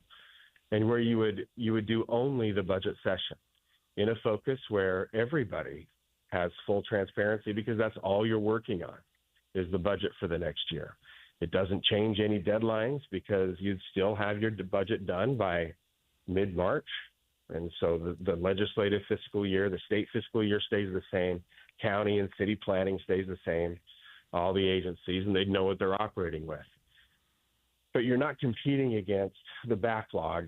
And frankly, what you see at the end of a session, when you have hundreds of bills that are passed in the last few days, which was sometimes very, very little debate, because you have this constitutional requirement to end. That also is frankly problematic by design. If we were to spread this out, not to add legislative time or, make us, full-time or anything like that. Actually, part-time legislature is important. You have to have people who have to live with the laws that they make in order to have the outcomes that we want. If we go to full-time, we're in trouble. So you don't want to do that. But scheduling then policy session in the spring, say same 15 days, now in March or in May. You'd start, you'd be done before summer ended, but you'd have your first policy session. Get through, debate the things. Now, another feature of this, because you wouldn't be completely gone, it's easier on your average citizen to participate, but you also don't have the panic at the end. There is no massive rush, because remember, for a House member in particular, you only have 2 years to get done whatever it was you were elected for. And that first year, you're just trying to find out where the things are. You're sworn in and you're trying to learn the budget and do everything all at once, and your term is half over. You can't be as effective. What's your idea for the third session then? The third session also is part of the spreading it out. You do it in September is the idea. And you do the same 15 days, so the final 15 days of this 45-day process. And you'd go through and have a chance, just like the one in the spring, to be the second policy session of the year. You would decrease the number or the need, really, for not just the panic at the end where we're rushing through things, but you'd increase transparency, and you wouldn't have a need to rush those things through, because you're always only a few months away from the next session. It also increases the validity and the usefulness of interim days. So when you're in interim, you're actually preparing, getting a lot more of that substantive work done, because you're preparing for the next session just coming up around the corner. So it slows down the process. It removes some of the built-in hurdles that I don't know if they could be removed otherwise. As we hear people talk about the number of bills filed and what do they do? Well, part of that's because you just don't know. Like, the legislative session now really starts in May, and you don't know if for sure you're going to need legislation or if that's the only way to solve this problem until that goes through. And so you do everything you can to get those bills done. But if you are spread out, if you have a little more time, and there's multiple policy sessions to get the work done, that pressure no longer exists. Representative Wilcox, we're almost out of time, but I have to ask you this question. So when I first read this proposal, I thought it also would just divide up the 45 days. But we did have some people point out to us that your bill would not include weekends and the current one does. So it does sound to me like you would actually expand the time that the legislature would meet. Is that, am I misreading that? Yeah, that's a good catch. So there is a substitute that keeps it exactly the same. Okay. So that's a good catch. That's just a little bit of a miscommunication. But yes, the current version out there would do that. And we could do that. As it is right now, the legislative weekends, we all end up working them anyway. Which is probably not healthy. Well, that's true. That's true. But it's 45 contiguous days, right? Not 45 working days. The point is to keep the 45 contiguous. So you'll see a substitute that does that. All right. Okay. Well, we're going to follow this. And thanks for joining us today. I really appreciate it. That was Representative Rand Wilcox on this bill to have 3 different legislative sessions during the year broken up. When we come back, we're going to be talking to the head of Mormon Women for Ethical Government, who has filed a motion to intervene on a lawsuit on the federal level. We're going to talk about that when we come back. Amanda, I've been taught to begin with the end in mind. And when it comes to something like weight loss, that's really, really important because some weight loss plans have no end. It's like another refill or another bill or another year. But SOTA weight loss has a finish line. You learn it once, you use it forever. And I'm all about health. I mean, I don't want to have my body become addicted to another drug that I have to take forever in order to be healthy. I want the opposite of that. I want fewer medications. I want my body to learn how to do this on its own and be strong. For so many weight loss drugs, you have to just take them forever in order to maintain that feeling when you cross the finish line. Yeah. When I hit 70 pounds that I let go of in 5 months, what an amazing feeling. And it was amazing to know I could just go forward from this point. You can talk to a nutritionist and ask all your questions at 866-800-SOTA. Or you can go to SOTAweightloss.com. That's SOTA weightloss.com. Because at SOTA, join us for a short time to have results that last a lifetime. Tired of hot, uncomfortable dress shirts that don't hold up? Meet Serve Clothing. The mesh collar shield blocks sweat stains, and built-in vents keep you comfortable under suits in any season. Extra length stays tucked. Antimicrobial fabric keeps you fresh, and every shirt is backed by a 2-year guarantee. And right now is your chance to get the best for free. Head to serveclothing.com/win and enter for a chance to win $500 in free Serve shirts so you can start your mission with gear that works as hard as you do. While you're there, get mission ready at the Serve Missionary Hub. Hear from recently returned missionaries. Get mission tips, advice, and more at serveclothing.com/win. Serve shirts sold out 4 times last year. Enter the $500 missionary giveaway and grab yours before they're gone at serveclothing.com/win. Serve Clothing. Dress shirts that actually serve you. No purchase necessary. Open to U.S. residents aged 18 or older. Void where prohibited. Entry must be received by May 31st, 2026. One winner will receive a $500 credit to serveclothing.com. Official rules and details at serveclothing.com/win. Are you 50 or older? This news is for you. The CDC recommends you get vaccinated against pneumococcal pneumonia. Even if you're healthy, your age puts you at risk. People 50 or older are over 6 times more likely to be hospitalized with pneumococcal pneumonia compared to adults 18 to 49. Just one shot can help protect you. Learn more and schedule at vaxassist.com. That's VAXassist.com. Sponsored by Pfizer. Here's the tale of Tina, searching up and down for decent GLP-1s, but got spun around. Tell GoodRx wrote in, hey, we got something new. GLP-1 prescriptions, all FDA approved. Brand name meds, no flags that are red. Clear pricing from the start. None of those hidden fees in your cart. Delivered to your door or pick up same day. Darn tootin'. Save time and money on prescriptions. I put it to goodrx.com/weight loss. GoodRx is not insurance. Be advised, this is your opportunity to save up to 40 to 80% on a hot tub or swim spa. This weekend only, Friday through Sunday, 2 locations, Salt Lake City and Hurricane. Be advised, this is your opportunity to save up to 40 to 80% on a hot tub or swim spa. Utah State Fair Park and Washington County Fair Legacy Park. 18-month interest-free financing. Our factories have demanded we sell 1,000 hot tubs and swim spas this weekend. Utah State Fair Park.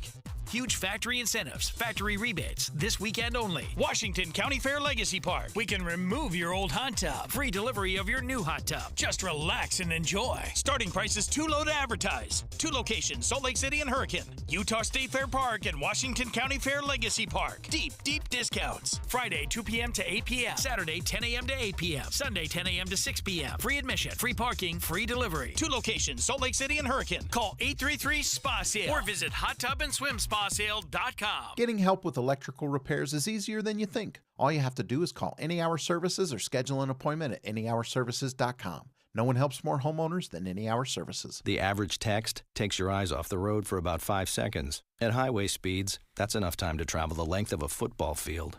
Stop texts. StopWrecks.org. Brought to you by the National Highway Traffic Safety Administration and the Ad Council.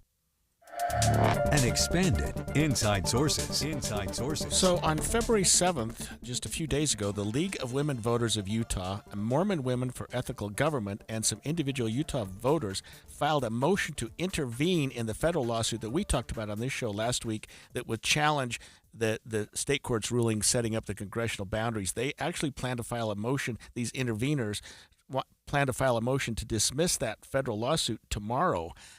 When we talked about the lawsuit last week, we actually had Representative Malloy join us on why she felt the lawsuit was necessary in the first place. The only map that's been challenged is the congressional map.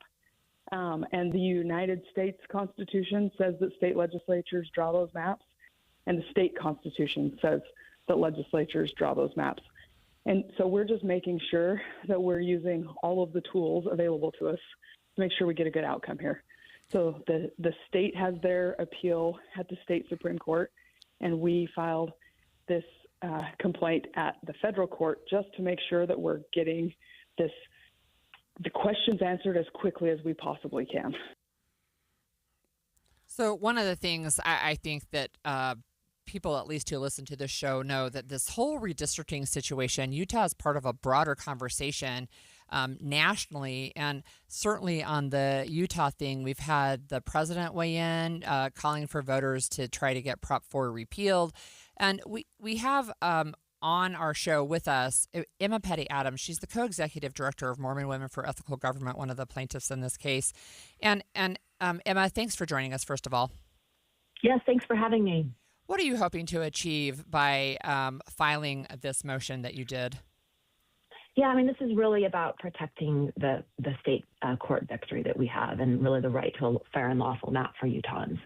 So the dismissal, there's various grounds we're going to be asking to dismiss it on, but one of them is that a state court does have the power to impose a new map if necessary, and that's something that the U.S. Supreme Court has repeatedly held. Is part of the motion also kind of a feds keep your hands off, this is a state issue, and that this is something that should be decided under state law and our state constitution? Yeah, I think there's an element of that. I mean, this is something that, there is precedent in the U.S. Supreme Court on this issue. So we feel, pretty solid that the Supreme Court has rejected legal theories in the past that they would have a role in reviewing lawmakers' voting maps.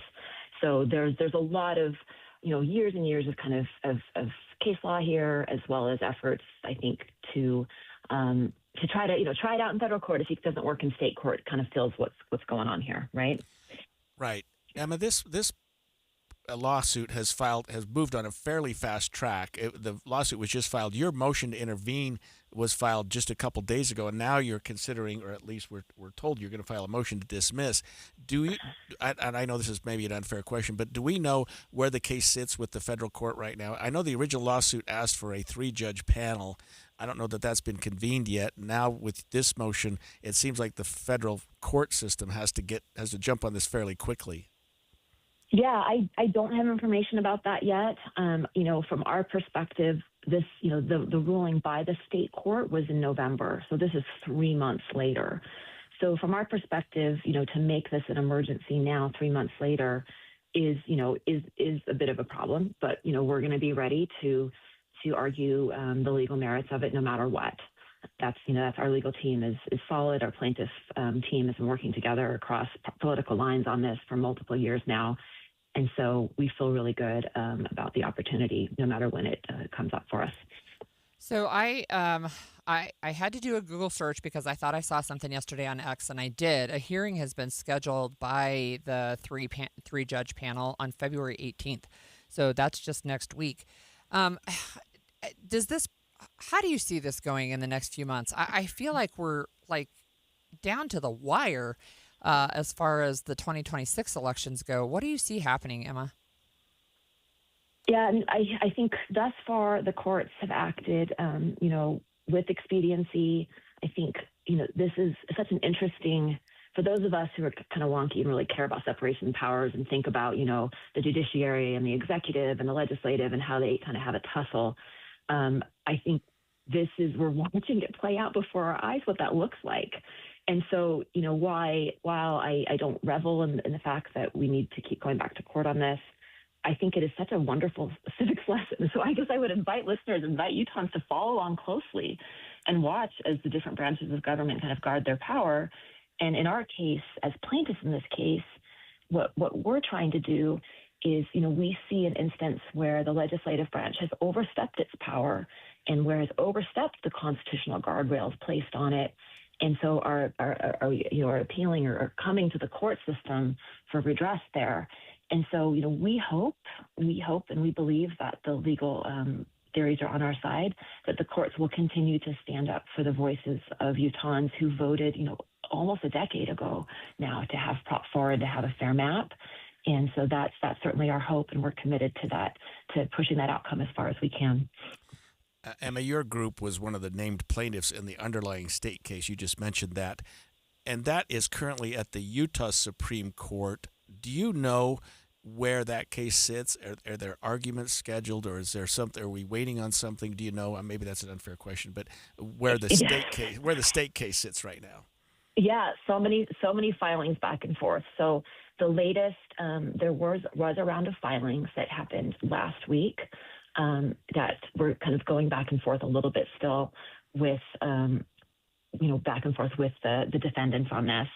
So that is, kind of standard fare in these redistricting cases, that there were some, issues resolved around the maps and the different boundaries and such that were more administrative than anything else.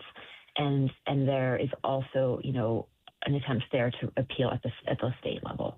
So we are absolutely, looking at it both on the federal and the state level, and it's keeping us really busy right now. But we're waiting expectedly, like all of Utahns, hoping they know exactly what their boundaries are going to be for the 2026 election. So as I mentioned, Emma, and we're speaking with Emma Petty Adams. She's the co-executive director of Mormon Women for Ethical Government. But the filing deadline, or the filing opens for these congressional seats in March. I think it's March 6th. And that is literally like less than a month away. So what do you anticipate? Do you think that Judge Gibson's maps are going to hold and those will be the maps, or do you think there might be a stay? I mean, I'm wondering if you can prognosticate. Yeah, we feel quite confident in, again, the legal arguments that we've made. Our legal arguments have been pretty consistent, have been consistent throughout. And the arguments that the defendants are bringing in the state case, as well as the arguments that the plaintiffs are bringing now in the federal case, right, because things are kind of swapped there, they are the same arguments that they have lost on multiple times. So there is no new legal argument being made here. So we feel, quite confident that the map that the judge put in place in November is going to be in place for 2026. That's a map that was drawn under, the requirements and the guardrails placed on the legislature by the people, and so we're moving ahead as though those are the maps. What was your immediate reaction when you learned about the federal case, especially given that two of the named plaintiffs in that were current legislators, U.S. legislators, Representative Malloy and Burgess Owens? Were you surprised by that filing, the federal filing? Well, there has been talk of appeals for months now. So I guess in some ways there's a relief to know what the appeal is. We've been kind of waiting and wondering when the appeal will be filed. There's been lots and lots of discussion back and forth in the legislature and in public places about an appeal. And then here we have 3 months later. Okay, so now we have the appeal. So now we know what we have to work with. I guess the way that I would look at it is, political parties are designed to consolidate power in the hands of those who are running them and who are a part of them. And so I guess I'm not surprised in that respect, because this is a lawsuit that, to our eyes is another attempt to consolidate political power through the means of gerrymandering. Gerrymandering is a way to do that. So I see it in a very pragmatic way, but it also highlights the importance of the voice of the people across partisan group of Utahns who aren't in the business of consolidating political power for one party or another. It just emphasizes how important it is for Utahns at this time to be speaking up, to be talking about this, to be really understanding what their role and their voice is here. And so I try to look at it positively, and that I feel like it has been an enlivening and even enriching experience for so many Utahns as they participated in the political process in this meaningful way. Seconds left, but do you still anticipate that the motion to dismiss will be filed tomorrow by your group? That's the plan. Yeah, we've stated that, and we're working on it. And our lawyers have just been just wonderful, and we see that moving forward in the same way. So we're planning to file that tomorrow. And we look forward to continuing to litigate this. This is one of the tools of democracy, is using the courts to protect the rights and will of the people, and we feel very privileged to participate in it, frankly. Thank you for joining us this morning. That was Emma Petty Adams, co-executive director of Mormon Women for Ethical Government. And when we come back, new evidence shows that when it comes to crisis with mental health, men and women show significant difference with their symptoms. We'll learn about that when we come back. 10:30 at KSL News Radio. I'm Andy Farnsworth. KSL's top story this hour. A delegation for the 2034 Games are in Italy, including Governor Spencer Cox, Salt Lake City Mayor Aaron Mendenhall, and Winter Games President Fraser Bullock. They're at a press conference this morning. Bullock was talking about ticket prices. We want to be very careful about ticketing, and what we call it is a barbell ticket strategy, where we have some very, very expensive tickets that include hospitality for people that want to have the ultimate experience, and they're going to pay for the games. And that allows us to have very, very inexpensive tickets. In fact, we've committed to having 34,000 tickets for $34. Bullock says there will also be a school program and Disadvantaged Utahns programs to help everyone get a chance to take part in the games. Our top national story this hour from ABC News: the fuel crisis in Cuba is escalating. Cuba's government now warning airlines that because of the U.S. blockade, planes can no longer refuel there. This comes after President Trump signed an order last month imposing tariffs on countries that sell or provide oil to Cuba. Before that, Trump took over shipments of oil from Venezuela, which was a crucial supply line for Cuba. Secretary of State Marco Rubio has said the U.S. would love to see regime change in Cuba, although Rubio said the U.S. will not necessarily act on regime change. That's ABC's Nicole D'Antonio. Your money at this moment: the Dow up 243 points to 50,379. Coming up, some light rain this afternoon, could get worse tomorrow. Traffic and weather together is next. KSL News Time, 10:32. The sources where we get our news matters. When you listen to Utah's Morning News, we want you to feel the stories are important to you and trustworthy. This is Amanda Dixon. And I'm Andy Farnsworth. Join us weekday mornings on KSL News Radio. Andy, I like that shirt. Is that a new shirt? It is. It's from Ann Collar, and it's really rare to find a shirt that looks good and is super comfortable. And this is a fabric unlike anything I've ever felt. I got one for my husband and my sons, and watching my 19-year-old put on the Ann Collar shirt and sort of check himself out in the mirror, I thought, wow, he's really digging that. And I can understand why, because it's not just comfortable, it's stain repellent, which I needed. Oh, my goodness, is something. He attracts spaghetti sauce to shirts like you would not believe. And with these Ann Collar shirts, I can get it out. Amanda, I have to wear a special bib when I eat spaghetti with a white shirt on. But with Ann Collar shirts, it takes those little tiny nicks and stains, and they don't stick to you. Yeah, you don't have to dump a bucket of stuff on you, but it would repel that too. You've got to try one. So whether it's the traditional white shirt or any of the patterns they have, it's Ann Collar, and they're made right here in Utah. If you've never tried Ann Collar before, we have got permission to give you 15% off at andcollar.com, and go get your first. Use the code KSL15. That's Ann Collar, andcollar.com. I'm Ed Evans, CEO of Consumer Cellular. You know, the big wireless companies say they have discounts for people over 55, but unless you're willing to sit on hold and ask, you're probably paying more than you should. At Consumer Cellular, there's nothing to hunt down. We're built for people 50 plus with plans starting at just $20. And our 100% US-based customer service actually answers the phone. Call 1-888-FREEDOM or visit consumercellular.com today and get your second month free for a limited time. Taxes, fees, and other third-party charges will apply. See website for additional details.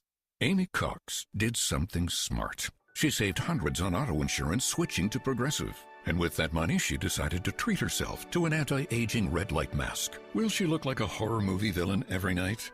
Yes. Will her boyfriend Kevin be scarred for life? That's certainly a risk. But it's Amy's savings, and if she's willing to risk her relationship for smooth, wrinkle-free skin, well, bye-bye, Kevin.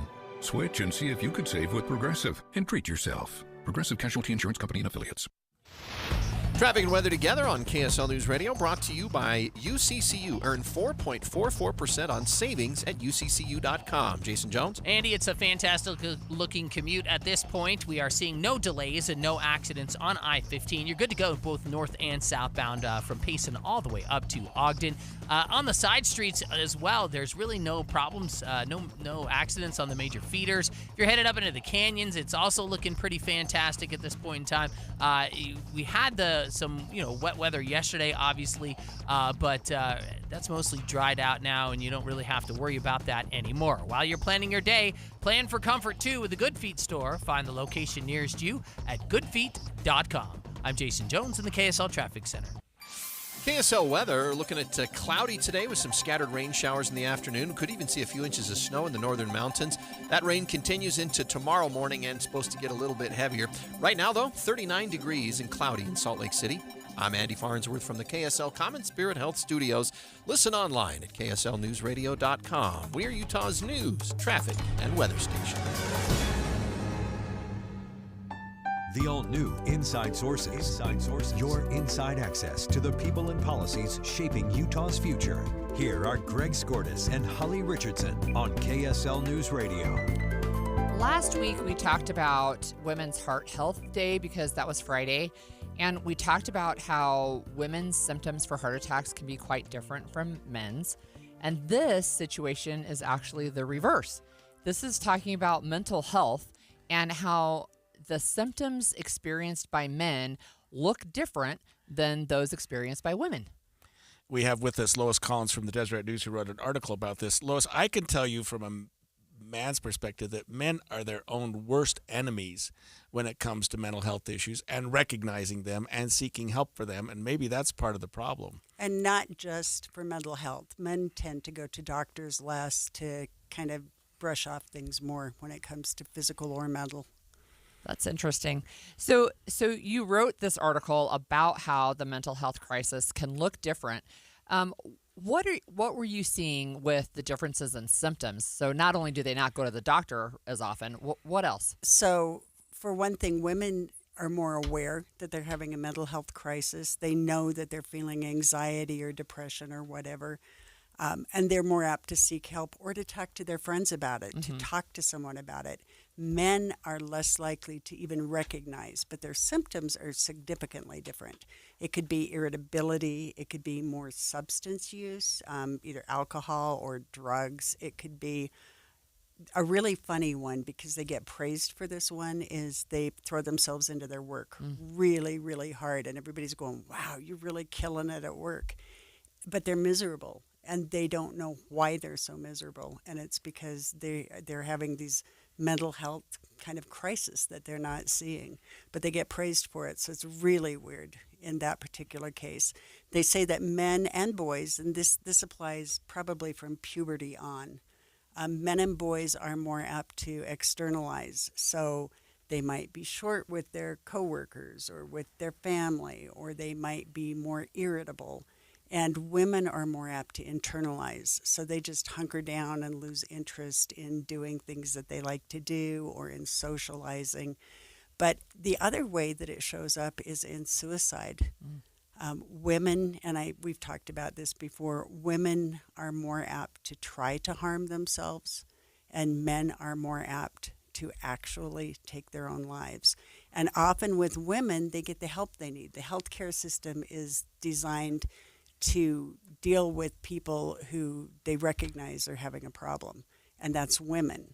And men, the very first symptom that there's suicidal thought may be an actual suicide death. Wow.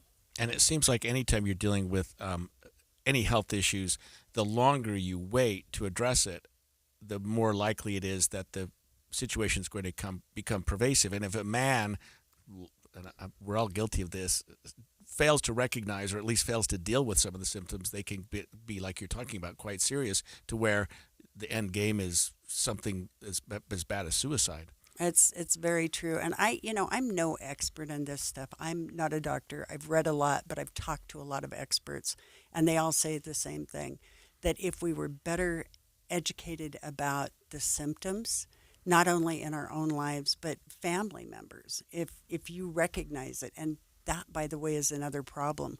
Women and men may see it in their partner first. They may recognize it first. And if a guy says to his wife or his partner, hey, I think you need to see someone, she's apt to go, okay. And if a woman says to her partner, I think you need to see someone about this issue, it's exactly the opposite.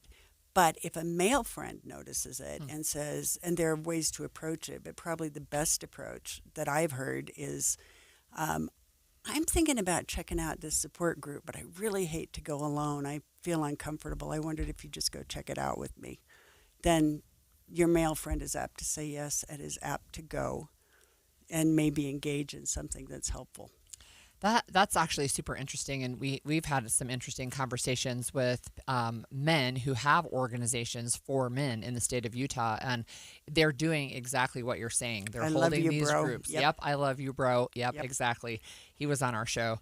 So, is there a difference with age? For example, the younger boys up to older men. What do we see in there? So, little kids are very similar. It's not a gender-based thing, excuse me. But once they pass through into adolescence, it tends to be more so like teenage boys, older boys, young men are very much alike, and it carries on. And when I first got interested in suicide, it was because of a single statistic, which was that the group with the highest rate of suicide was men who had been successful, who as they got old, kind of lost their sense of identity. It's a continuum that continues for men especially, whereas women, if they recognize that they're lonely or sad or whatever, they show it. Mm-hmm. People recognize it and they say, hey, let us help you. With guys, you don't know what's going on. He's always a bear. He's always irritable. He works too hard. Whatever. And so it's a real crisis for men. You're hitting a little close to home. I mean, my wife is telling me at times, you don't sleep well, you should go see a doctor. You've got this cough, you should go see a doctor. And we don't. Men don't. We just don't do that. Why is that? Because you think you can suck it up. You think you can. Well, I can deal with this. I'll work it out myself. It's what I've done in the past. No reason why I shouldn't be able to do that now. But it doesn't happen. And it becomes, by the time men like myself do seek medical help, it's because it's chronic, because whatever's going on has gotten to the point where you really can't even deal with it anymore. Or you're in risk of losing something. Right, yes. Like a marriage or a job or whatever, and then you might take that step. But a little bit of awareness, I think, would help a lot. The other thing is that our schools treat boys who are in crisis often like they're just problem children. Yeah. And they pass it on from grade to grade, too. Mm-hmm. It's like, oh, you've got Greg in your class? Ugh, I had him last year. He was awful. And that's not helpful either. It's often seen as a behavioral problem when it's really that the kid is struggling and needs somebody to help him. So you've spoken with a lot of experts. What is some of their best advice for men's mental health? First off, learn what the symptoms are. Second, be open to talking, not necessarily to problem solving, because that's when the door shuts and men are sucking it up. But be open to saying, hey, what's going on? Let's talk about this. And the belief is, and I totally believe it, that if we are open to talking about mental health, which certain people think, a lot of people think should be called brain health because there's a stigma attached to mental health. If we're open to talking about it, if we normalize talking about what's going on, then people will talk about it and there won't be a stigma. Remind our listeners of the symptoms, Lois. You mentioned irritability, I think, substance abuse, and maybe sort of overworking.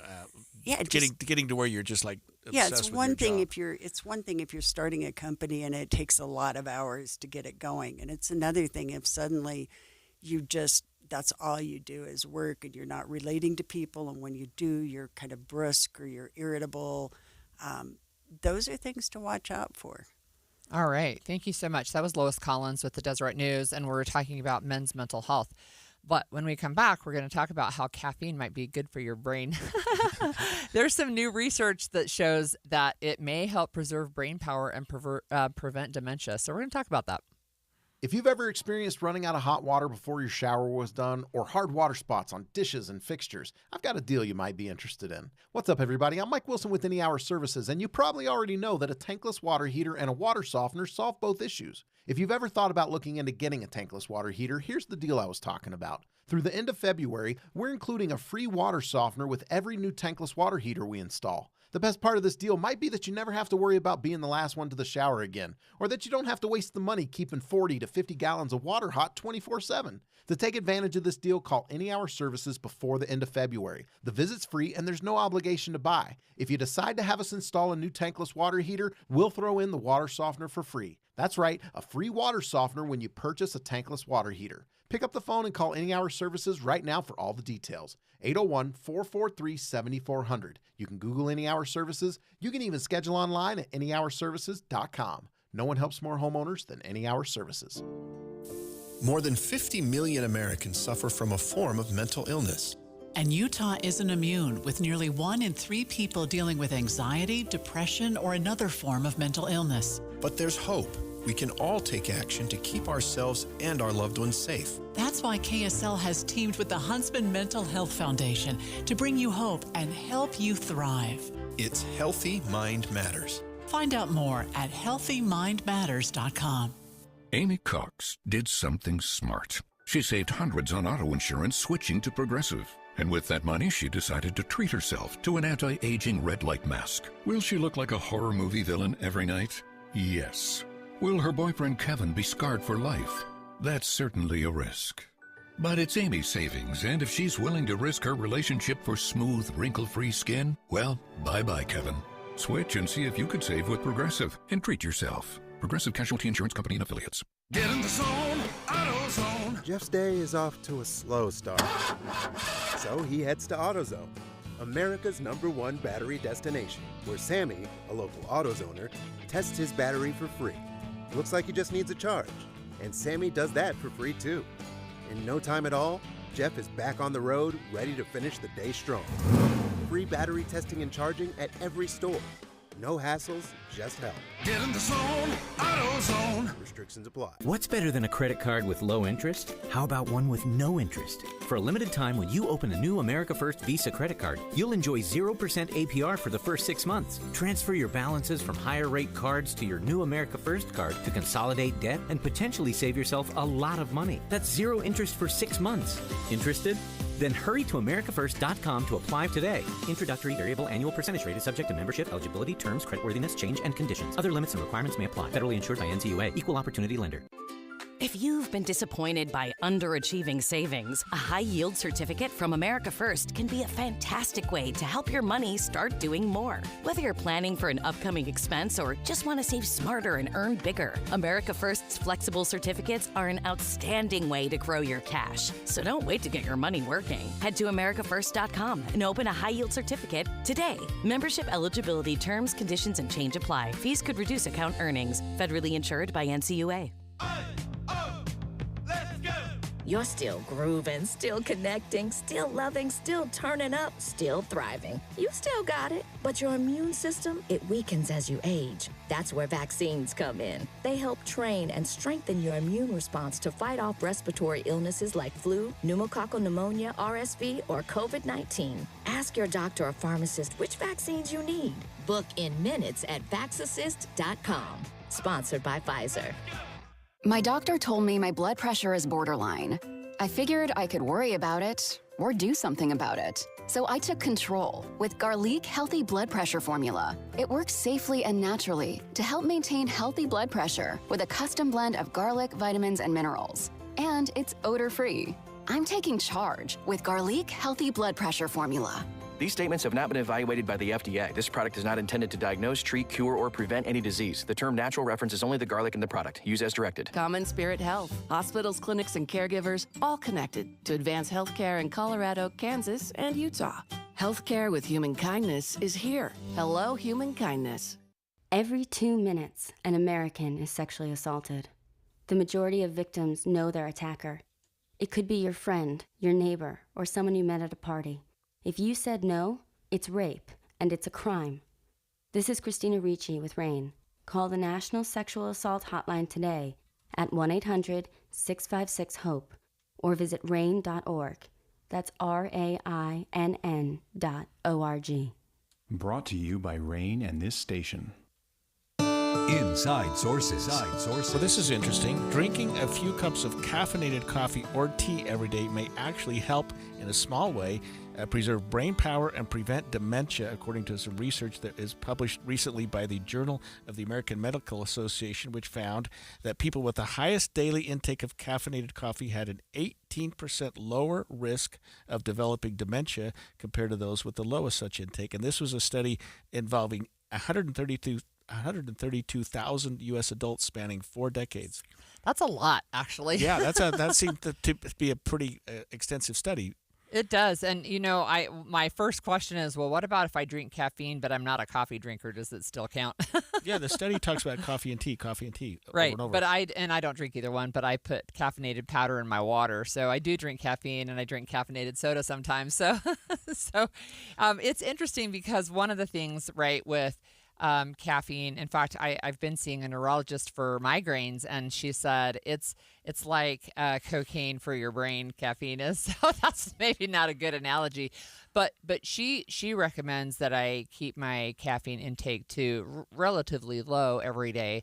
But this study shows that there, even though it's a small impact, that it really can protect you from dementia. Yeah, and I guess we're cautioning listeners to read the study and talk to your doctor, but I drink coffee more than I should, and I think about it. I'll sometimes have 3 cups of coffee before I even get to the studio. And, back in the day, I would have thought that was a lot, but maybe looking back, it's going to be helpful someday when I get... That's right, when you're older. When I get goofy. No, when you're older. Look, it's interesting, and, studies always... have to be taken in a broad context. So we know that there are lifestyle factors like exercise and diet that also provide cognitive function protection. We know that learning new things helps your brain not have dementia, or can stave off Alzheimer's. But this idea, I think sometimes showing that there's a lower risk with a higher caffeinated coffee intake, that can be encouraging, right? That maybe we don't have to stop drinking caffeine in the morning. And I think, anything in excess is a problem. And if you're Sure. drinking a lot of coffee, I mean, to me and to a lot of people I know, there's a cutoff time when you just can't drink anything with caffeine. Doesn't matter what it is, after a certain time of day, and everybody has their own cutoff. Right. Or you don't sleep at night. Well, I have some kids that drink caffeine and it puts them to sleep. So yes, they are neurodivergent. Yes, they might have other issues going on, but they can drink caffeine and it will put them to sleep. But it's interesting, right? The conversation, you're right, of course, that there can be dangers. And we know like energy drinks that have high caffeine, but other things as well, that they've been linked with heart attacks with especially younger kids. But this is, I would say, drinking coffee in moderation. I'm reminded of a movie where she has caffeine patches, like a nicotine patch, and she just plasters them up her arm, and then she goes, "I haven't slept in 12 days." Yeah. Don't do that. Not the good effects. I've done some competitive athletic events, cycling and running over the years, and there are always studies about caffeine's effect on athletic performance. Oh yeah. And in fact, it's a stimulant, obviously, but it's also a diuretic. People, when they drink too much coffee, they get dehydrated, or certain beverages. So there are obviously some trade-off. Just this, I did something really weird one year. I read a study that said this, and I tried it. You cut off all caffeine. Just cut it off completely as you go into a race, in the weeks leading up to a race. Okay. And then at the race, when you I do this. Oh, then you take it. Then you take it about halfway through the race. I do this get a 200-mile little bike boost. race every year, and they say wait till you get about halfway and then take some caffeine. It was a complete waste of time. I mean, basically, I just had headaches all leading up to the race because I quit drinking caffeine, and then you can have that. Yeah, I thought, no, I'll never do that again. That's interesting. So yeah. Anyway, this study, it's a fun one, and like we mentioned, you've got to talk to your doc and make sure that you don't have other issues going on like migraines or heart issues or something where there might be something. But caffeine has also been used to decrease migraines, and one of the reasons it is because it can reduce inflammation, so it can shrink blood vessels. Right? There are also people who have a predisposition to developing dementia through their genetics, and so one of the study co-authors noted that there are people with different genetic predispositions, but they saw the same results. So whether you have a family history of it or not, they still saw some beneficial results. And we're talking about 18% lower chance. Yeah, I'd like to learn more about this study. I mean, 132,000 individuals over 4 decades. That's a good study. That's a good study. That they said that those who drank caffeinated coffee showed better performance on some objective tests of cognitive function, according to the study funded by the National Institute of Health. That they did say further research is needed to validate the factors and mechanisms responsible for these findings. But some preliminarily interesting, maybe optimistic findings about caffeine's effect on your brain and on your ability to avoid having problems down the road with dementia and things like that. I think it's interesting, and there's some information on KSL.com, but there's also information out of Harvard about this study, and it's 2 to 3 cups of coffee a day, so not 12, 1 or 2 cups of tea a day, one of the things, as you mentioned, they want to do additional follow-up studies. That's how you validate scientific research, right? Can somebody else do the same study and find the same result? But 40 years and 132,000 participants, that's a pretty valid study. We do have some breaking news. The FBI has now released some photos of a potential suspect in the Guthrie case. These are some interesting photos of an individual coming to the door. Are we going to break to News Nation for this? This is here we go. Excellent intelligence. There you could see the shoes. Every single piece of clothing that he's wearing will be dissected to look at what type of material, what type of clothing, and then we'll have the date and time. At this point, we know that the individual was at the front door at this time, at this location. So then they're going to look at the cell phone towers to see what cell phones were hitting off the towers. And then they're going to go backwards to see in the previous days at the same time. This individual clearly was prepared, clearly was determined to do something along these lines of whether it be kidnapping or taking her out of there. But this is excellent intelligence. It is difficult, obviously, to get an identification of the individual like this, but this will generate leads.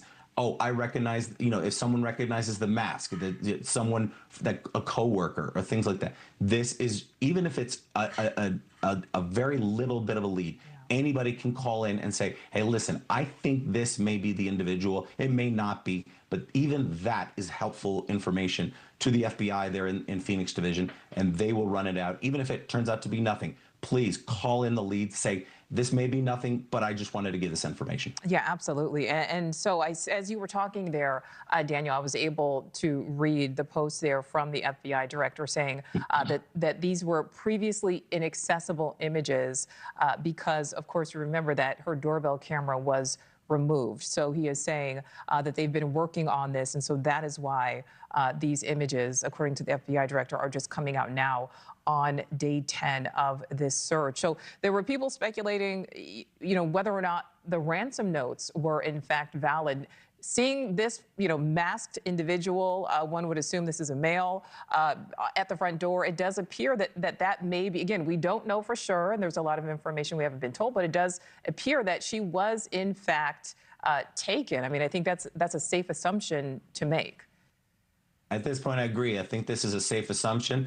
Whether those messages that are being received by the by the media, TMZ, and all the local outlets out there. Whether those are actual from the kidnappers, that has yet to be determined, because that has to be vetted to make sure. But yes, based on this appears to be, this still could be a home invasion gone wrong, and then he just, this individual, this subject, took that Miss Guthrie out of there because something went bad. Something went wrong during the home invasion. That still could be it. But she left there in not alive, because we see the blood pattern on the front porch. It wasn't a body dragging, it wasn't blood smeared. That was blood droplets, which means she was standing on the front porch and the blood was dropping. So which to me indicates that she was alive when she was leaving. So yes, this is a kidnapping for me, and until it's determined not to be a kidnapping. These are really interesting photos, and they say it's a potential suspect. It's more than that. This is a person at her door wearing a mask, wearing gloves, covering up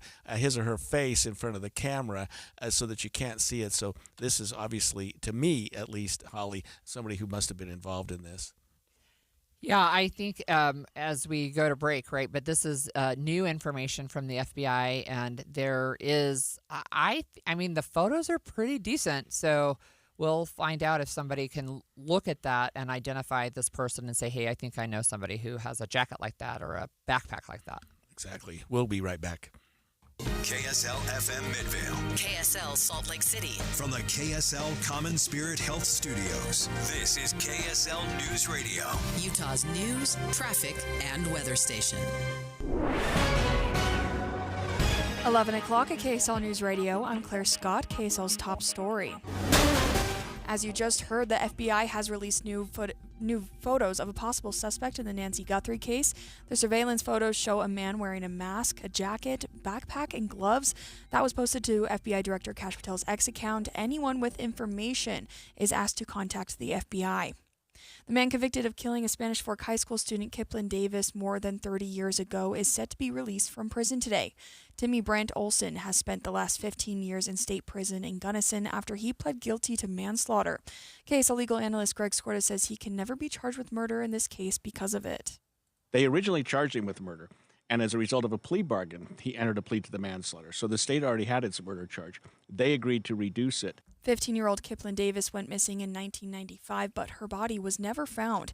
The only other man charged with murder in the case pled no contest to obstruction of justice and served just 5 years in prison. Your money at this moment, the Dow is up 221 points. The S&P is up 8 points. And coming up, more rain on the horizon. KSL weather is next. KSL News Time, 11:01.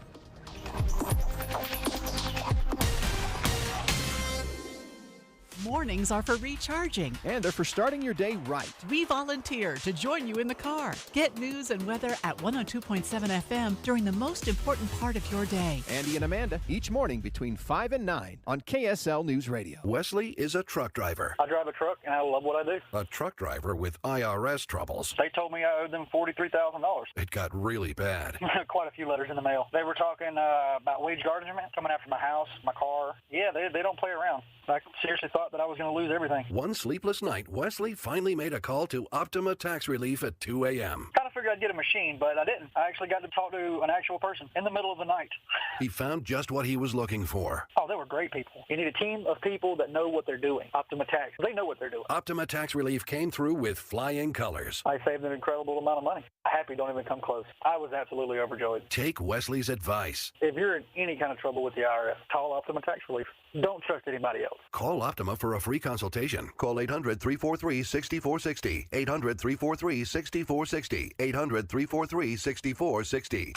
Optima Tax Relief. Some restrictions apply. For complete details, please visit OptimaTaxRelief.com. Women go through many changes in their lives. And we believe each milestone matters. That every new candle represents another step in your story. Our healthcare experts support women at every stage of life. Because each chapter deserves to be celebrated. Women's health. Nurture what's next. Find care near you at mountain.commonspirit.org. Common Spirit Health. Human kindness lives here. Are you looking to upgrade your home this year? Advanced Window Products is your local window and door manufacturer that sells direct to the public. That's right, celebrating 40 years serving Utah since 1986. And right now, it's the New Year, New Window Sale. Get $2,500 off when you buy 10 windows or more. Our windows are made right here in Salt Lake City. Sales and installation are all in-house, meaning no middleman markups. You get the most affordable, high-quality custom windows in the state. We build it, we install it, and we guarantee it for life. Every window comes with a lifetime warranty, labor, glass, and parts included, serviced by our local team, and the warranty is transferable to the next homeowner. Financing is available too. Save now, pay later, with payments as low as $150 a month. Buy local and support the local economy. Don't wait. Buy 10 windows or more and get $2,500 off. Beat the rush and call today. Call us at 801-850-9100. That's 801-850-9100. Or visit us at advancedwindows.com. Grand Staircase Escalante is under attack. Utah politicians are hastily racing to dismantle protections for this special place, one of America's most treasured national monuments and an important part of southern Utah's economy. An overwhelming majority of Utahns support protecting the Grand Staircase for future generations. Yet our voices are being ignored by those meant to represent us. Now's the moment to speak up. Learn more about this attack and what could permanently be lost at suwa.org. Paid for by Southern Utah Wilderness Alliance. Traffic and weather together every 10 minutes on the 9s, brought to you by UCCU. Direct deposit gets you $300. Love where you bank. Here's Michelle Rowe. A crash and clearing stages at 13th South, 500 West. All the major highways are running at posted speeds. No reports of any crashes. Save hundreds to thousands on all new Bernina machines at Dave's Bernina in Provo and St. George. 48 months, no interest. Great deals on demo and used machines with warranties. I'm Michelle Rowe in the KSL Traffic Center. Cloudy today with some light rain. We'll see showers developing overnight with valley rain and mountain snow tomorrow through Thursday. Right now it is 39 and mostly cloudy. I'm Claire Scott from the KSL Common Spirit Health Studios. Listen online at kslnewsradio.com, we're Utah's news, traffic, and weather station.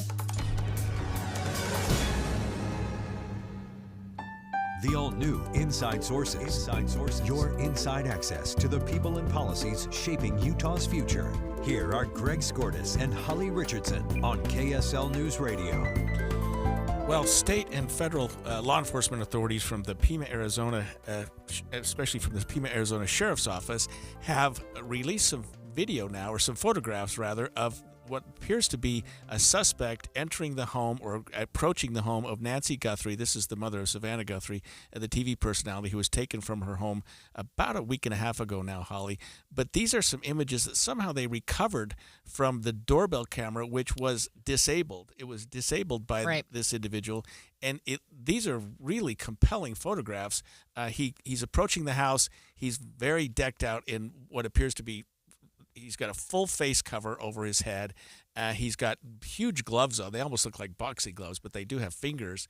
And he's then approaching the door. It looks like he then disables the doorbell camera because he pulls some stuff out of the wall. But you can see his eyes. You can see his manner. You can see part of his gait. He's sort of a husky man. I can't tell how tall he is. But this is a huge revelation for people who thought maybe this was some sort of an inside job or something like that. I mean, it still could be, but this is somebody who, by all accounts, just looking at this gives me the chills. This is a person who was very prepared, kind of knew what he was doing and was doing whatever he could to make sure he didn't get caught. It doesn't seem to have been particularly sloppy, although things like this usually turn out for the better. I mean, I assume he's going to get caught someday, but this is a huge step toward that. So one of the reasons it has taken this long to release these photos is because when this person yanked out the doorbell camera, they lost the footage that was directly in that camera. And so from FBI Director Kash Patel, he put these pictures online, and he also explained that they have been working to try and recover any footage that it was lost, corrupted, or inaccessible. And so the video where they have these pictures, it was recovered from back-end systems, right? So even deleted is not deleted all the way, right? So even yanking it out of the wall, they were able to get and at least release 4 photos. And, we just heard from News Nation right before the break is that one of the things that they're hoping for is that somebody will look at these and say, oh, hey, I recognize that, and it reminds me of Tyler Robinson's photos when they were put out. It was his Right. parents who were like, I think I know that person. I think it's And our it made son. all the difference in the world. Once those photographs of the suspect in the shooting of Charlie Kirk were released, things started breaking. Things started coming together shortly after that. Yeah. These I can't tell. He's got something in his left hand, and I don't know whether that's the guts of the phone. Or excuse me, the doorbell camera. When you take it apart, there's some stuff inside it, but it's this big glob of, I don't know what it is, maybe wiring or something. I can't tell. Maybe some of our listeners. But you can see his eyes in that photo You pretty can clearly. see his eyes. I mean, he's approaching the house, and we've also learned that the blood that was found on the tile outside of her door is her blood. Probably consistent with this. So what we don't know is how he managed to get access to the house. If she answered the door, if the door was unlocked, if he just broke the door open. I mean, he had some level of sophistication to get the doorbell camera torn apart. I'll tell you, just watching this makes me think I'm going to go get a doorbell camera. I mean, right. This is a break. I think this is a huge break, and I think that it's being released, like you just said, intentionally by the FBI and the sheriff's office to get some people to respond or to say, hey, I recognize something about that. They also claim that he's armed, but I cannot see from any of the pictures what looks to be a gun. There is something in his left hand at one point, but it's white. Maybe it's Well, just... it looks like it could be a holster. Like, I don't know, but yeah. Director Patel said that he was an armed individual, and we're saying he because it does look like it's a man. In fact, in the one where this person is kind of sideways, there's an opening in the face mask for the mouth, and it looks like he might even have a little bit of a mustache. So I'm not sure, but I think there are people out there who might know this person. Yeah, and so another troubling thing about this case, this is a break. This is something that could be helpful. But the motive behind this was almost certainly ransom. There's been some talk about ransom, but there's been nothing further than that. I mean, he made, or someone did, it may have been a complete hoax for all we know, a ransom demand, but the family, the Guthrie family is saying, hey, we'll meet your demands. We'll pay you whatever you want, but we need some proof of life. We need to make sure that we're not just spinning our wheels here. Show us something that give us some hope that our mother's still alive. And the fact that there hasn't been a ransom makes you wonder about that, makes you really wonder what's going on. So I know that the FBI is asking for anybody with information to contact 1-800-CALL-FBI, or you can visit http://tips.fbi.gov. And they know that a lot of the tips may not lead to the arrest of this individual and recovering Nancy Guthrie safely, but they're hoping that somebody out there has information and can recognize somebody. And so what they'll do is this, Holly. They've got these pictures. They've got somebody coming out of the house probably within minutes of that. There are other houses in the neighborhood, I'm assuming. I don't know how big this is or if she's on some It's sort of pretty remote, I estate. think. Right, okay. But assume there's got to be somebody on the neighborhood with a doorbell camera that will catch a car going by within minutes of this. Yeah. Some vehicle. Maybe you get a license plate. Maybe you just get a make and model. But now we have a timeline. We have an individual. We have an idea of when this would have occurred, and we can now get to all the neighbors' cameras and say, what did you have? What did you get from this? And in fact, one of the things we were hearing right as we went to break is that they may also be triangulating off of cell phone towers. Who is peeing off the tower in that area at 2:30 in the morning? There can't be that many, right? There can't be that many cell phones in that area at 2:30 in the morning on a Sunday. Yeah, cell phones. Yeah, doorbell cameras maybe a little bit different. So they released that information. The timing of it was interesting. They must have just recovered it because they're really hyping this. I mean, it's on every TV that we've gone on, and I would encourage our listeners to go online and see what you can see. Anybody, especially that, obviously they're looking for anybody with information about it. This is a break. I don't know where it's going to go, but I'm concerned that every day that goes by without finding Nancy Guthrie is another day, especially given her age. I think she's 84. Yeah. Her health issues, she was on some medication, and the fact that they found blood at the scene and that this person seems to be all business. makes you wonder why we haven't had more contact in terms of the ransom, and why that hasn't been followed up on, or why we don't know more about that.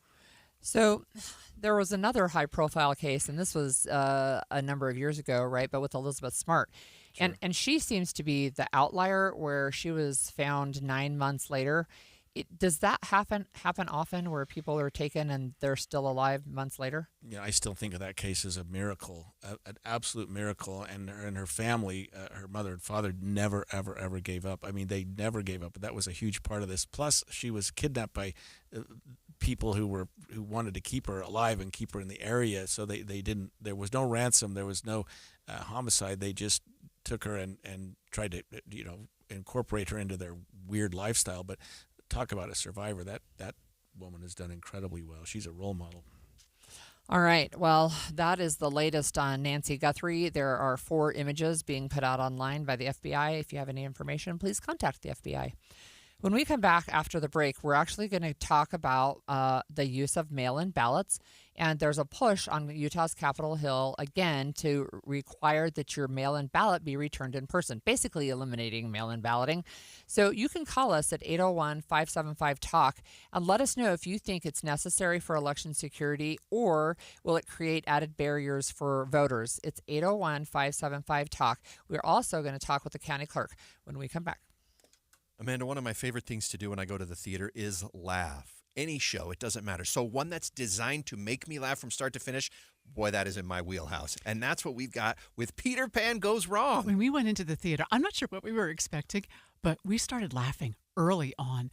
And then I realized, I'm laughing that big, loud, obnoxious laugh of mine. But mine wasn't the loudest laugh in the theater. We were all laughing, and that made it more fun. But you walk in, it actually takes a second to realize, wait, this is actually funny from the moment the curtain rises, and it makes you laugh all the way to the end. We need that, Andy. Don't we need that? Oh, it's so helpful, and it's so fun to do in a group of people. It just makes everything more enjoyable. This is in the Jewel Box stage, and then in the brand new theater, we've got more laughs with Hallmarked, a spoof on that brand new stage, a new theater at Hale Center Theater to enjoy. And you can still get season tickets and enjoy all of the wonderful shows, including Anastasia, to finish out the year at Hale Center Theater. So you can get tickets by calling the box office at 801-984-9000 or online at hct.org.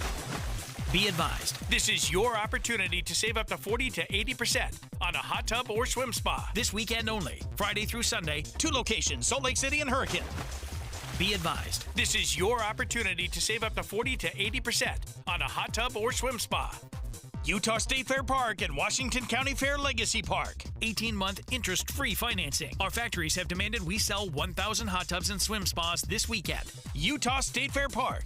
Huge factory incentives, factory rebates, this weekend only. Washington County Fair Legacy Park. We can remove your old hot tub. Free delivery of your new hot tub. Just relax and enjoy. Starting price is too low to advertise. 2 locations, Salt Lake City and Hurricane. Utah State Fair Park and Washington County Fair Legacy Park. Deep discounts. Friday, 2 p.m. to 8 p.m. Saturday, 10 a.m. to 8 p.m. Sunday, 10 a.m. to 6 p.m. Free admission, free parking, free delivery. 2 locations, Salt Lake City and Hurricane. Call 833-SPA-SALE or visit hottubandSwimSpa.com.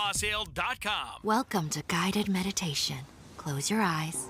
You're at the beach. The seagulls are calling. You take out your iPhone 16e you got from Cricket and use Apple Intelligence to clean up that selfie you just took. It's a good one. You send it to your friends instantly thanks to reliable nationwide 5G. They're totally jealous. Get iPhone 16e for $49.99 when you switch. Smile, you're on Cricket. Requires new line on the Supreme Unlimited plan. First service charge and tax due at sale. $25 activation fee. Terms and restrictions apply. Cricket 5G is not available everywhere. See store for details. Why choose a Sleep Number smart bed? Can I make my site softer? Can I make my site firmer? Can we sleep cooler? Sleep Number does that. Cools up to 8 times faster and lets you choose your ideal comfort on either side. Your Sleep Number setting. Enjoy personalized comfort for better sleep night after night. And now, during our President's Day sale, take 50% off our limited edition bed. Plus free premium delivery with any bed and base. Ends Monday. Only at a Sleep Number store or sleepnumber.com. Are your investments in the right accounts? What's best, traditional or Roth? Are you receiving all available tax deductions? Are you paying as little in tax as you can? These are all questions you can't afford to get wrong. Hi, I'm Jeff Jr., founder of Trajan Wealth, and in many cases, it's not what you make, but it's what you keep that makes the real difference. Trajan Wealth and Trajan Tax work closely together exclusively. No more guessing about whether you should do a Roth conversion, or if maxing out your 401k is really the best option. Our nationally recognized fiduciary advisors and CPA team work in tandem to make sure your tax strategy works with your investment strategy. We'll even do your tax preparation. One team, one strategy. Isn't it time for a second opinion? Call Trajan today, 801-207-9900. That's 801-207-9900. Trajan Wealth, an SEC-registered investment advisor. Additional services through Trajan Estate and Trajan Tax. Additional disclosures and accreditation at TrajanWealth.com. The more you listen to your kids, the closer you'll be. So we asked kids, what do you want your parents to hear? I feel sometimes that I'm not listened to. I would just want you to listen to me more often and evaluate situations with me and lead me towards success. We're not adults, so just be there and listen. I just want someone to yap to. And I just feel like I'll be fine if someone just hears me talk and talk and talk and talk and talk and talk and talk.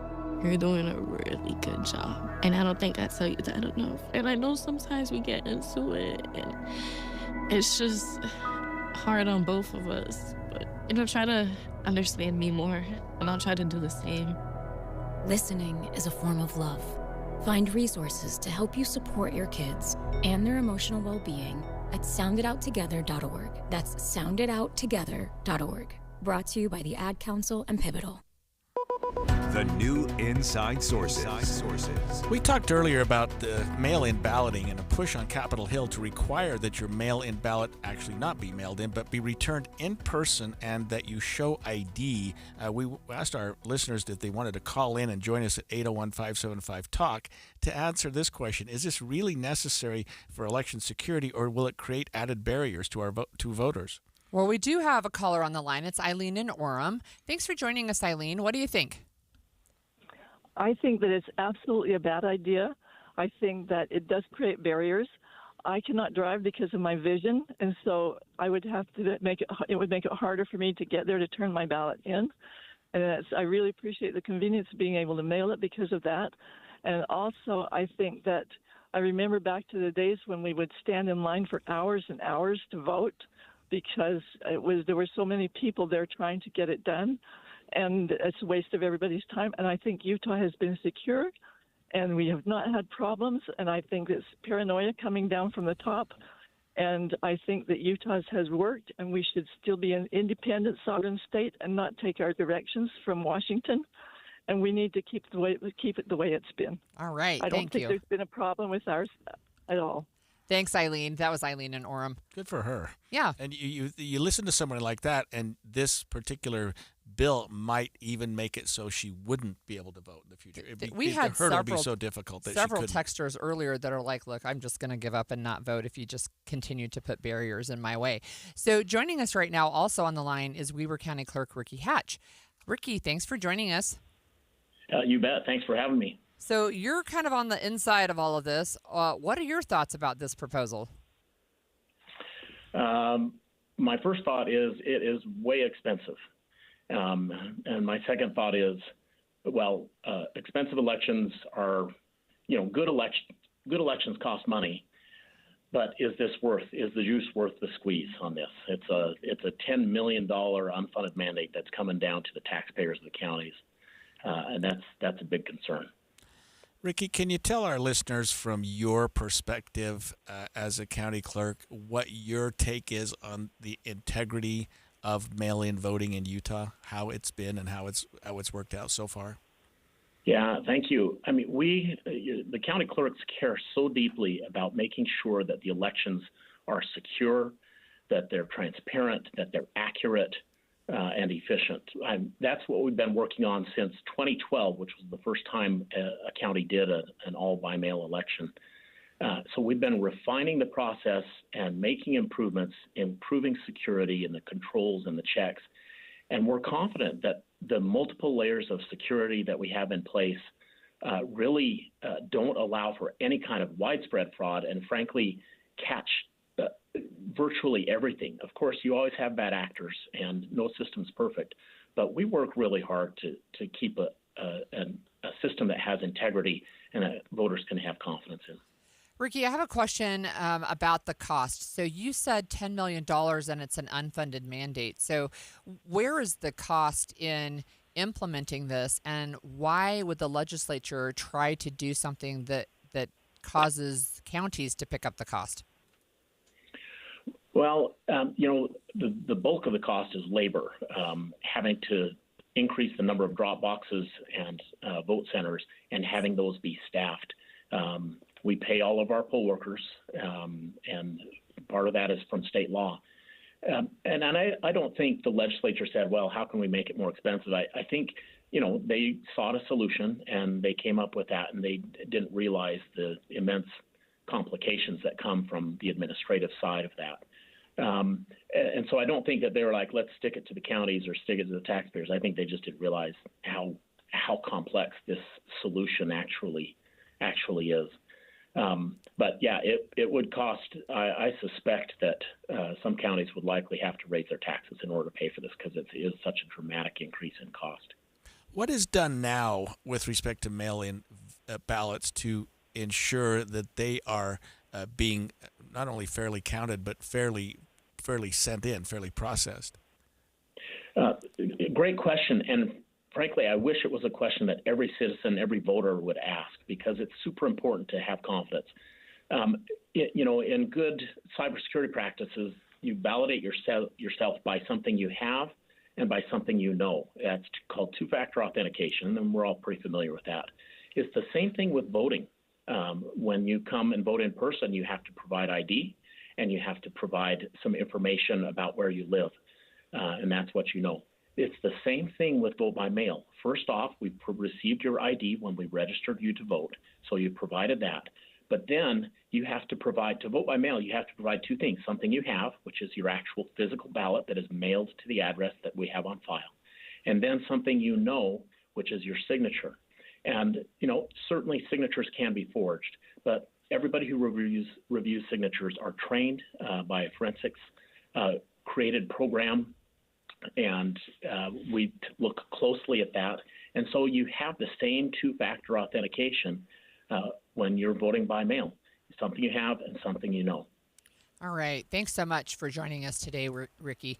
That was Weber County Clerk Ricky Hatch. We have another caller on the line. This is Don and Sandy. Don, what's your take on this? Well, I'm totally against mail-in balloting. I think it leads to widespread fraud. That's been proven in past elections. And I believe that as far as people sending in their ballots, I have a friend, I won't mention any names here, but I have a friend who actually had missionary out and filled out and signed and mailed their ballot in for them. And, and nothing was ever, and he knows it was counted. And I'll tell you, these people that are looking at these ballots, they don't have the time to scrutinize. They just go through them very quickly. And there's a lot of fraud involved, I'll tell you. And it's not intentional, or there's not bad intention in a lot of ways. But mail-in balloting is wrong, and it leads to widespread fraud. It drags out the elections. I believe that we should have voting same day in person. And we did it for many, many, many years. For 200 years, we did it that way. They count the ballots. By that night, the winner is announced. And we don't have all these elections being drug out, because mail-in balloting is a bad idea. I don't care if they drop it in a drop box. I don't care what they do. They need to be in person, where they can be identified with identification in person. There you have a picture. They're not matching signatures. It's the only way to go to prevent fraud in the future. All right. Thanks for joining us with that comment. And we have Ricky still on the line. Ricky, what is your response to widespread fraud? For me, I'm an auditor by trade, and so I did this for years, did similar things in the audit world. And my comment here is, let's see the proof. There's a lot of allegations, and there have been, even before vote by mail, there have been tons of allegations about fraud in elections over the years. but we're just not seeing the proof of widespread fraud. We're so careful in how we process the ballots, how we validate and verify the envelopes before even opening the envelope. If we could see widespread stuff, widespread evidence, or even not even widespread, but some evidence, then let's take a look at that and let's figure it out. And if that means okay, let's get rid of vote by mail, then if the evidence proves that there's widespread fraud, then yeah, let's get rid of it. I just haven't seen that yet, and I've looked really hard. We're speaking with Ricky Hatch, Weber County Clerk. Ricky, we've got about a minute left, but today, if a ballot comes in that is suspicious, either by the signature is not quite right or there's something else about it that makes you uncomfortable, what is done from the clerk's perspective? State law has some certain requirements, deadlines by which we have to contact the voter. We have multiple ways that we can contact the voter and other things we can do to help verify. We have access to the signatures of all of the voters in the household. We often compare those to see if maybe one person is signing on behalf of others in their household, which is a felony. We wouldn't allow that. So we do the research. We're very careful not to intentionally or too early disenfranchise the voter. We want to give them every chance to show us and prove to us that they were actually the one that returned the ballot. Sometimes we get our law enforcement and our legal teams involved as well.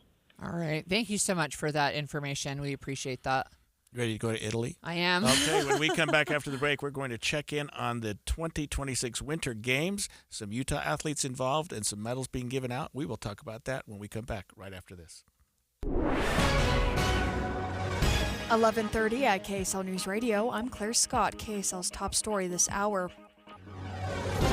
And it is developing news. The FBI has released a security camera image of a possible suspect in Nancy Guthrie's disappearance. They appear to come from the doorbell camera here at Nancy Guthrie's home that had been tampered with, according to the FBI. And if you look at these images that appear in black and white, you see an individual who appears to be wearing a backpack and a mask and gloves. And one of those images quite up close to the doorbell camera, the FBI says that is the individual tampering with the camera.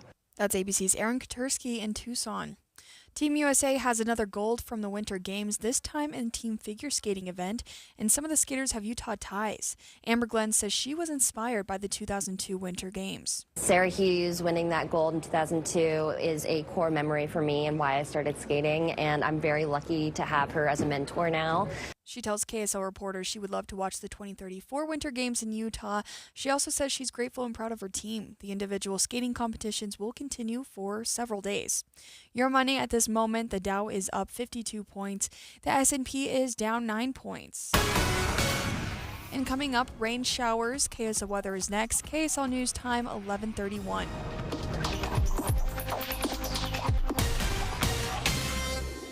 A reminder about the simplest way to get updated for your day. Hit your KSL preset when you jump in the car, and we'll take care of the rest. Hear key news updates and traffic reports. Andy and Amanda from 5 to 9 in your car. KSL News Radio at 102.7 FM. When Team USA is on, you can almost see the moment a kid starts believing they could be next. Now, while Xfinity can't guarantee that, they can guarantee something just as important, that your internet price won't change for 5 years. No contracts or commitments.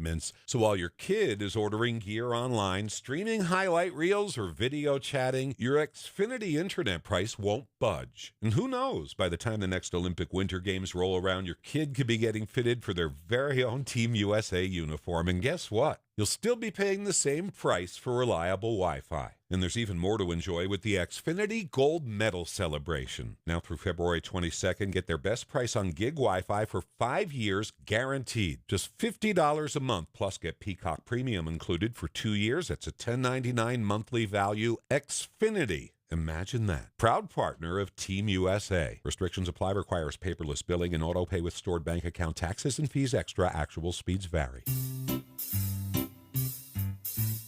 1-877 Cards for Kids. KARS Cards for Kids. 1-877 Cards for Kids. Donate your card today. 1-877 Cars for Kids.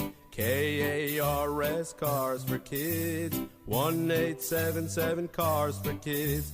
Donate your car today. Ready to get rid of that old car? Donate it to Cars for Kids. Call 1-877 Cars for Kids to reach a friendly live agent. Donation's super easy, and your car can be picked up as soon as tomorrow. Call us now, 1-877 Cars for Kids. That's Cars with a K to donate your car today. 1-877 Cars for Kids.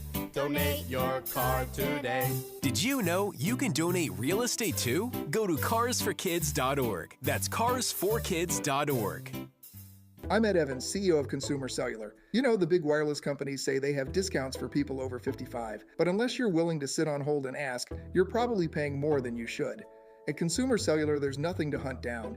We're built for people 50 plus with plans starting at just $20. And our 100% US-based customer service actually answers the phone. Call 1-888-FREEDOM or visit consumercellular.com today and get your second month free for a limited time. Taxes, fees, and other third-party charges will apply. See website for additional details. Get in the zone, AutoZone. Jeff's day is off to a slow start.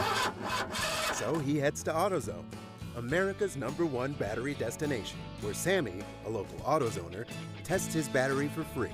Looks like he just needs a charge, and Sammy does that for free too. In no time at all, Jeff is back on the road, ready to finish the day strong. Free battery testing and charging at every store. No hassles, just help. Get in the zone, AutoZone. Restrictions apply. Traffic and weather together every 10 minutes on the 9s, brought to you by UCCU. Up to $500 for loan transfers. Love where you bank. Here's Michelle Rowe. Again, looking very quiet out there. I-15 running at posted speeds from Ogden to Provo. The Belt Route also in good shape, as well as I-80. The Good Feet store supporting you with comfort no matter what the day brings. Find the location nearest you at goodfeet.com. I'm Michelle Rowe in the KSL Traffic Center. We'll see light rain today, but showers develop overnight. A high of 56 tomorrow, which means rain in the valley, but we're expecting snow in the mountains. Right now it's 39 and cloudy. I'm Claire Scott from the KSL Common Spirit Health Studios. Listen online at kslnewsradio.com, we're Utah's news, traffic, and weather station. The all-new Inside Sources. Your inside access to the people and policies shaping Utah's future.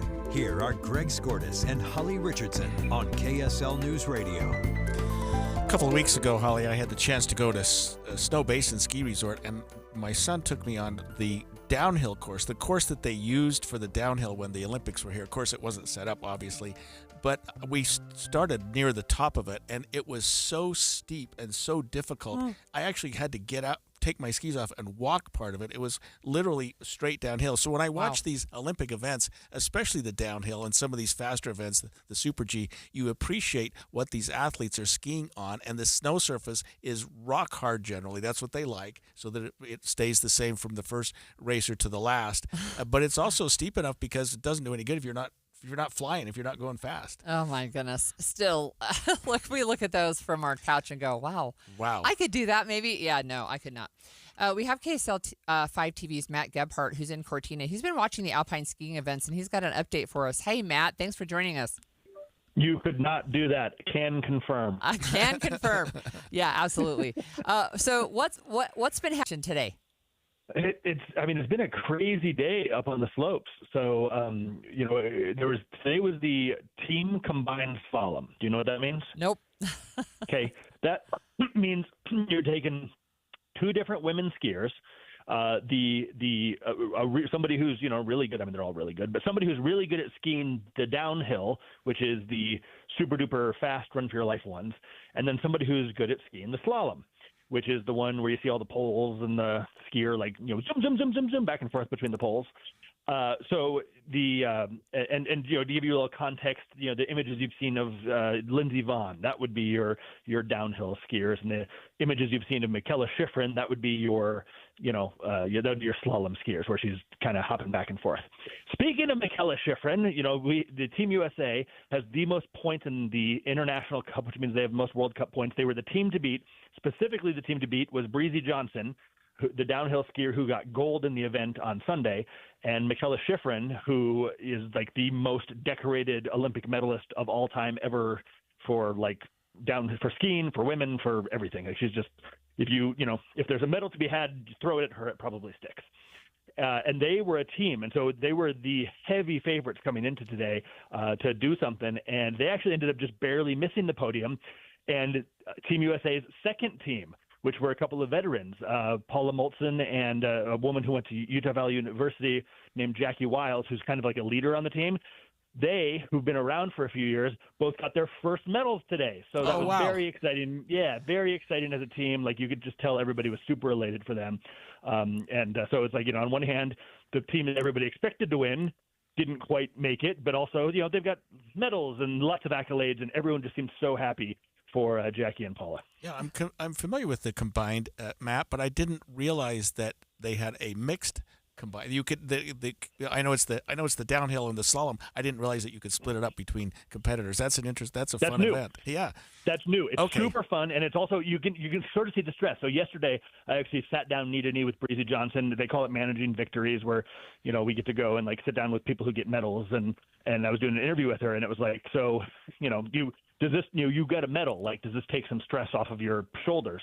And her response, and you can watch her interview if you want on KSLTV.com, but her response was basically like, "Are you kidding me? Like, I'm now skiing with Mikaela Shiffrin. Like, I hold her Olympic dreams in my hands. Are you kidding me? Like, it's so much more stress."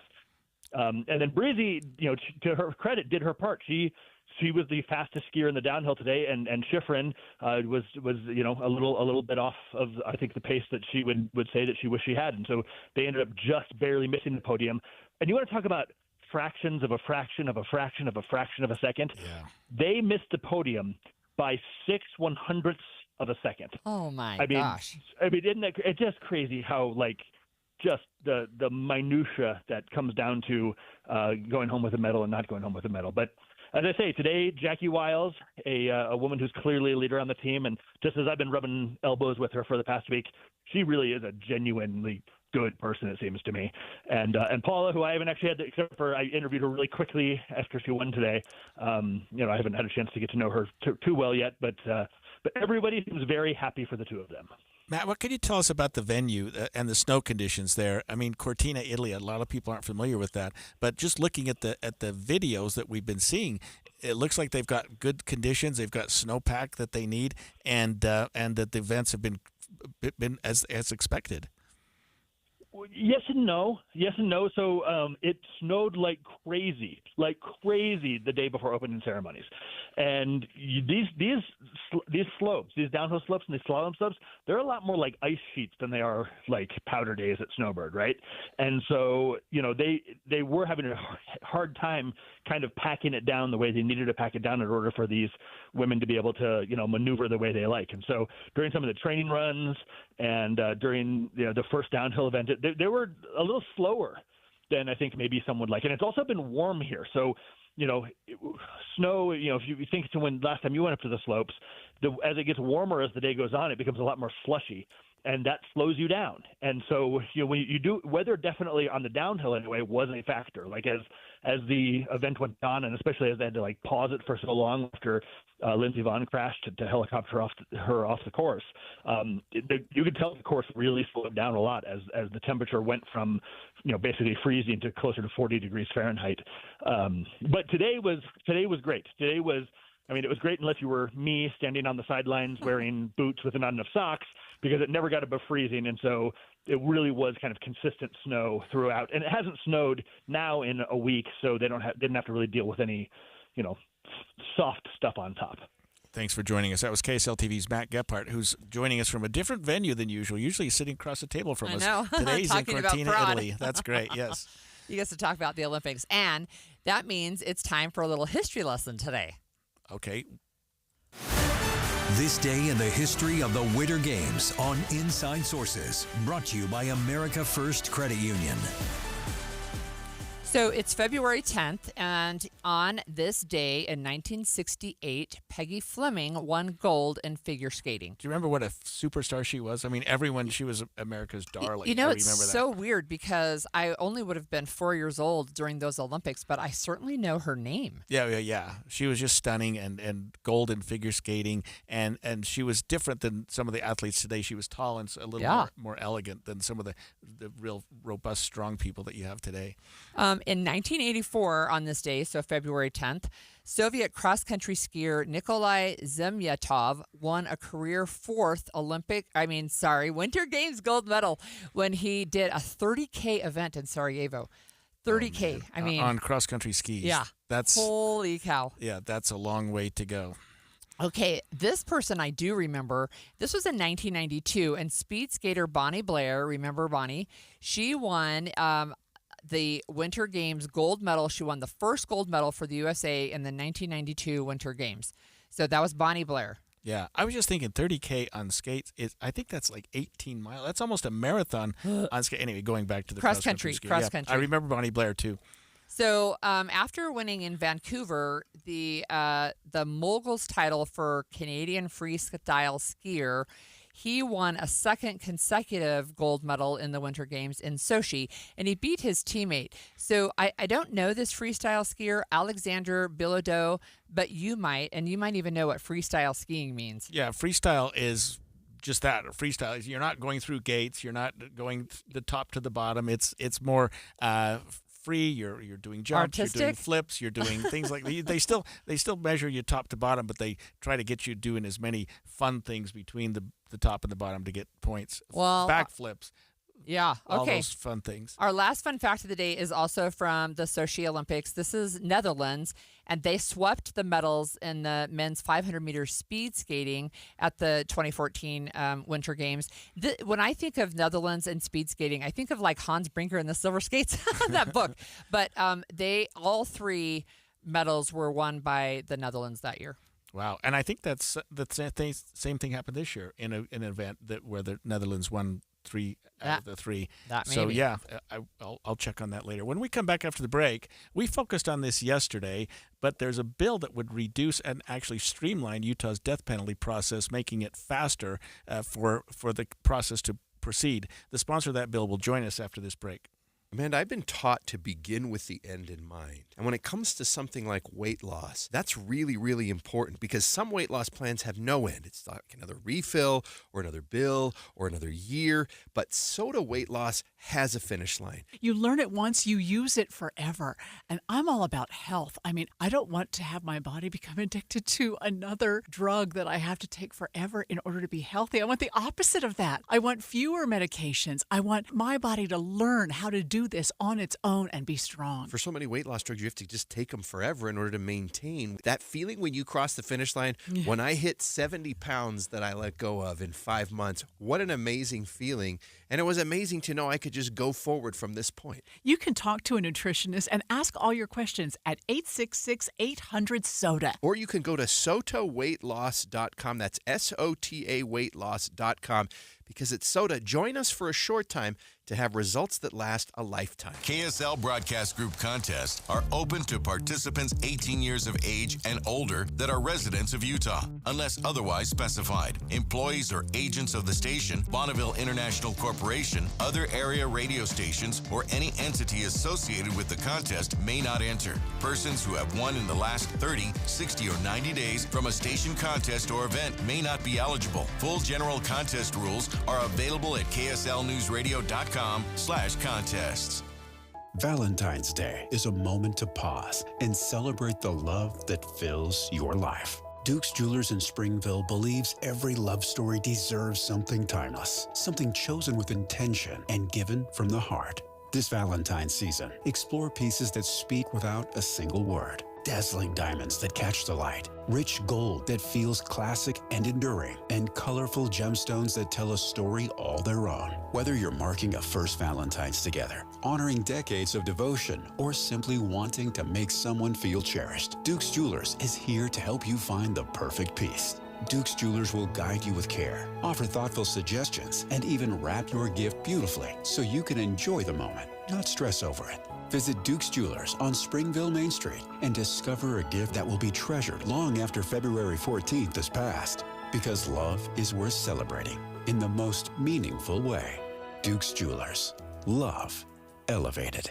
This is Derek Miller speaking on business. Founded in 2022, Proximity creates easy-to-use technology that helps candidates, elected officials, and organizations connect with people, organize their work, and strengthen civic engagement. Founder and CEO Becky Wright joins us with more. Campaigns run on relationships, but most teams run their relationships across 5 tools, 10 spreadsheets, and 100 text threads. With contacts in one place, outreach in another, and events somewhere else, it's like hunting for that one charging cord you need in a drawer full of tangled cables from phones you don't even own anymore. Proximity brings it closer together. We're software powering democracy, a modern platform that helps campaigns and community leaders organize contacts, run outreach, manage fundraising, and keep supporters engaged from start to finish. With a built-in automation and AI support, Proximity helps teams stay on top of priorities, spot what needs attention, and make smarter decisions faster without losing the personal touch. The result is simple: less time managing tools and more time building trust. Whether you're asking for votes, gathering signatures, inviting volunteers, or just engaging with your community, Proximity turns connection into action.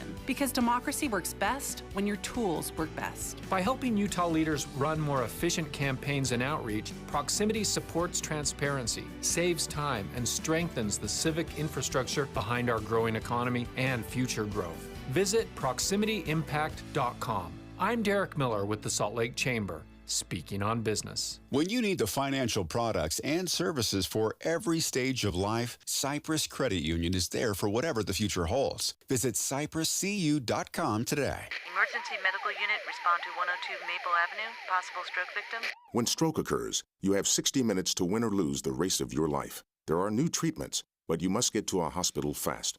If you suddenly feel weakness on one side, have trouble speaking, walking, or seeing, it could be a stroke. Call 911. Get to a hospital. Because how you spend the next 60 minutes could determine how you spend the rest of your life. Stroke. Know the signs. Act in time. A message from the National Institute of Neurological Disorders and Stroke. Inside Sources.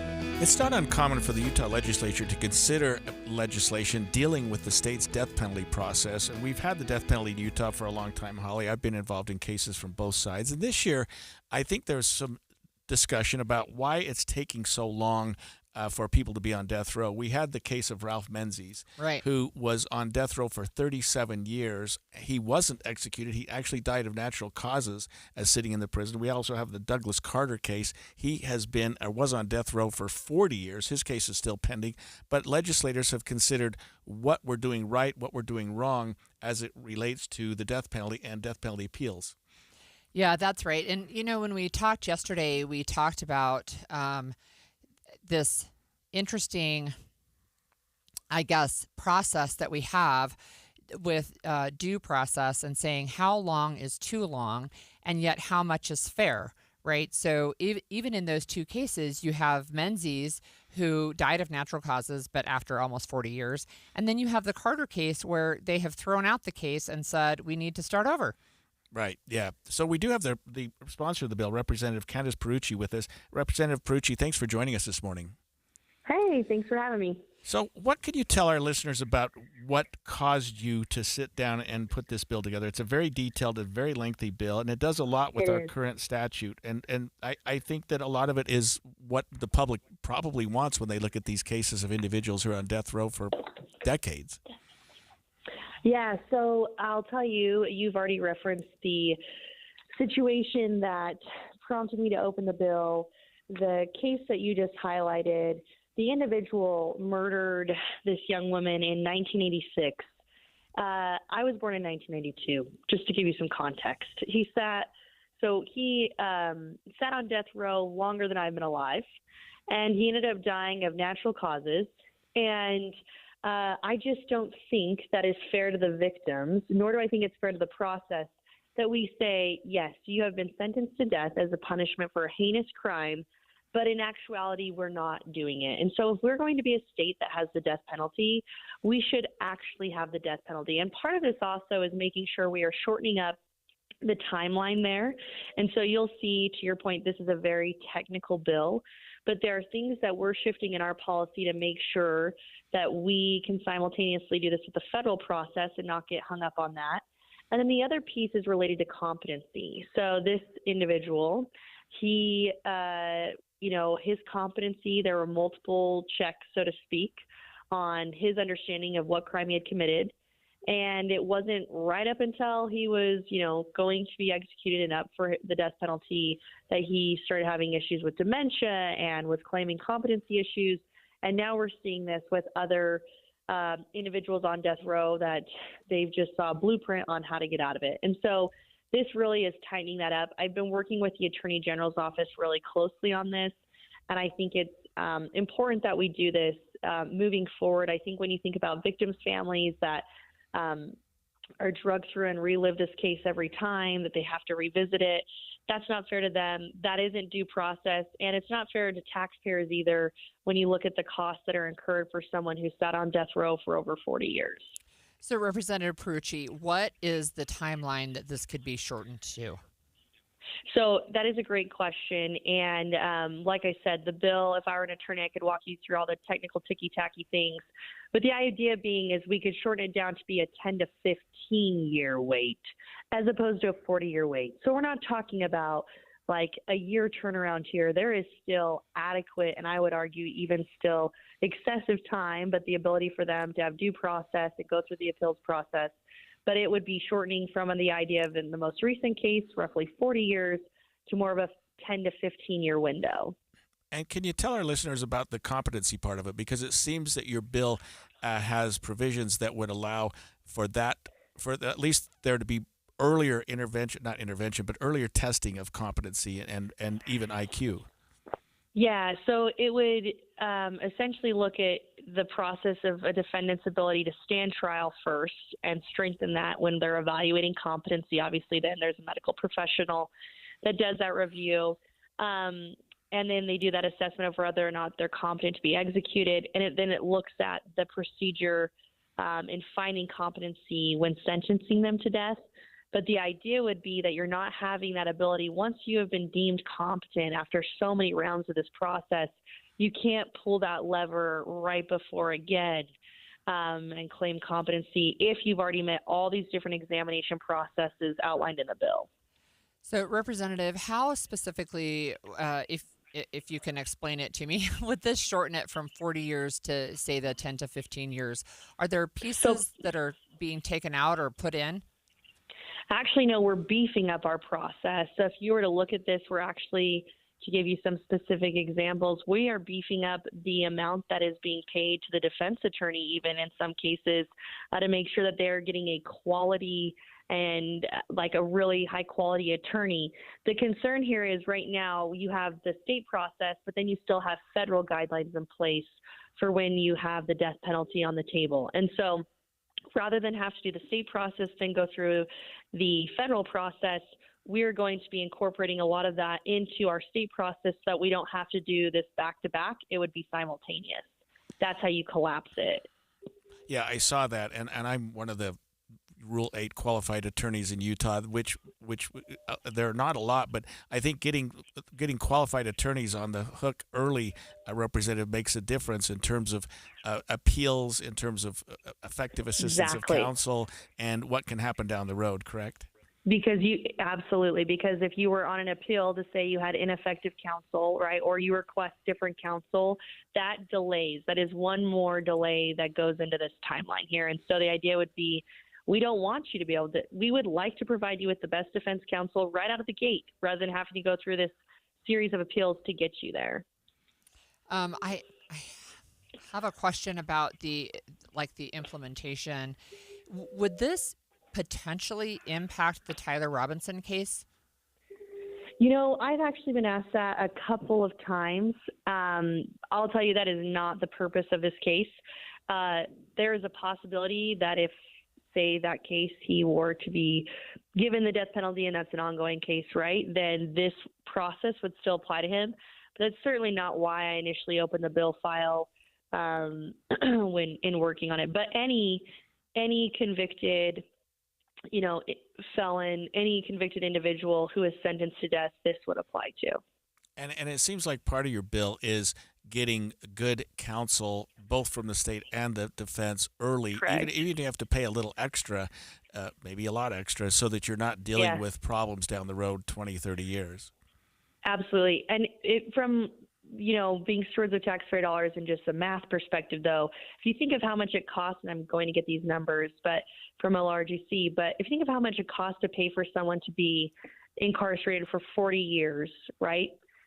In prison, on death row, paying for all their appeals process versus how much it costs to just make sure at the beginning they have high quality counsel, there's cost savings there for the state. All right. Thank you so much for joining us. That is really interesting. We're going to let me ask, I guess, one final question. We only have about a minute left. Where is this bill in the process right now? So right now, the bill it's numbered HB 495, and it's currently in Rules Committee, but I am hopeful that we'll be getting it out soon into a committee, and it would likely go to law enforcement. Very well.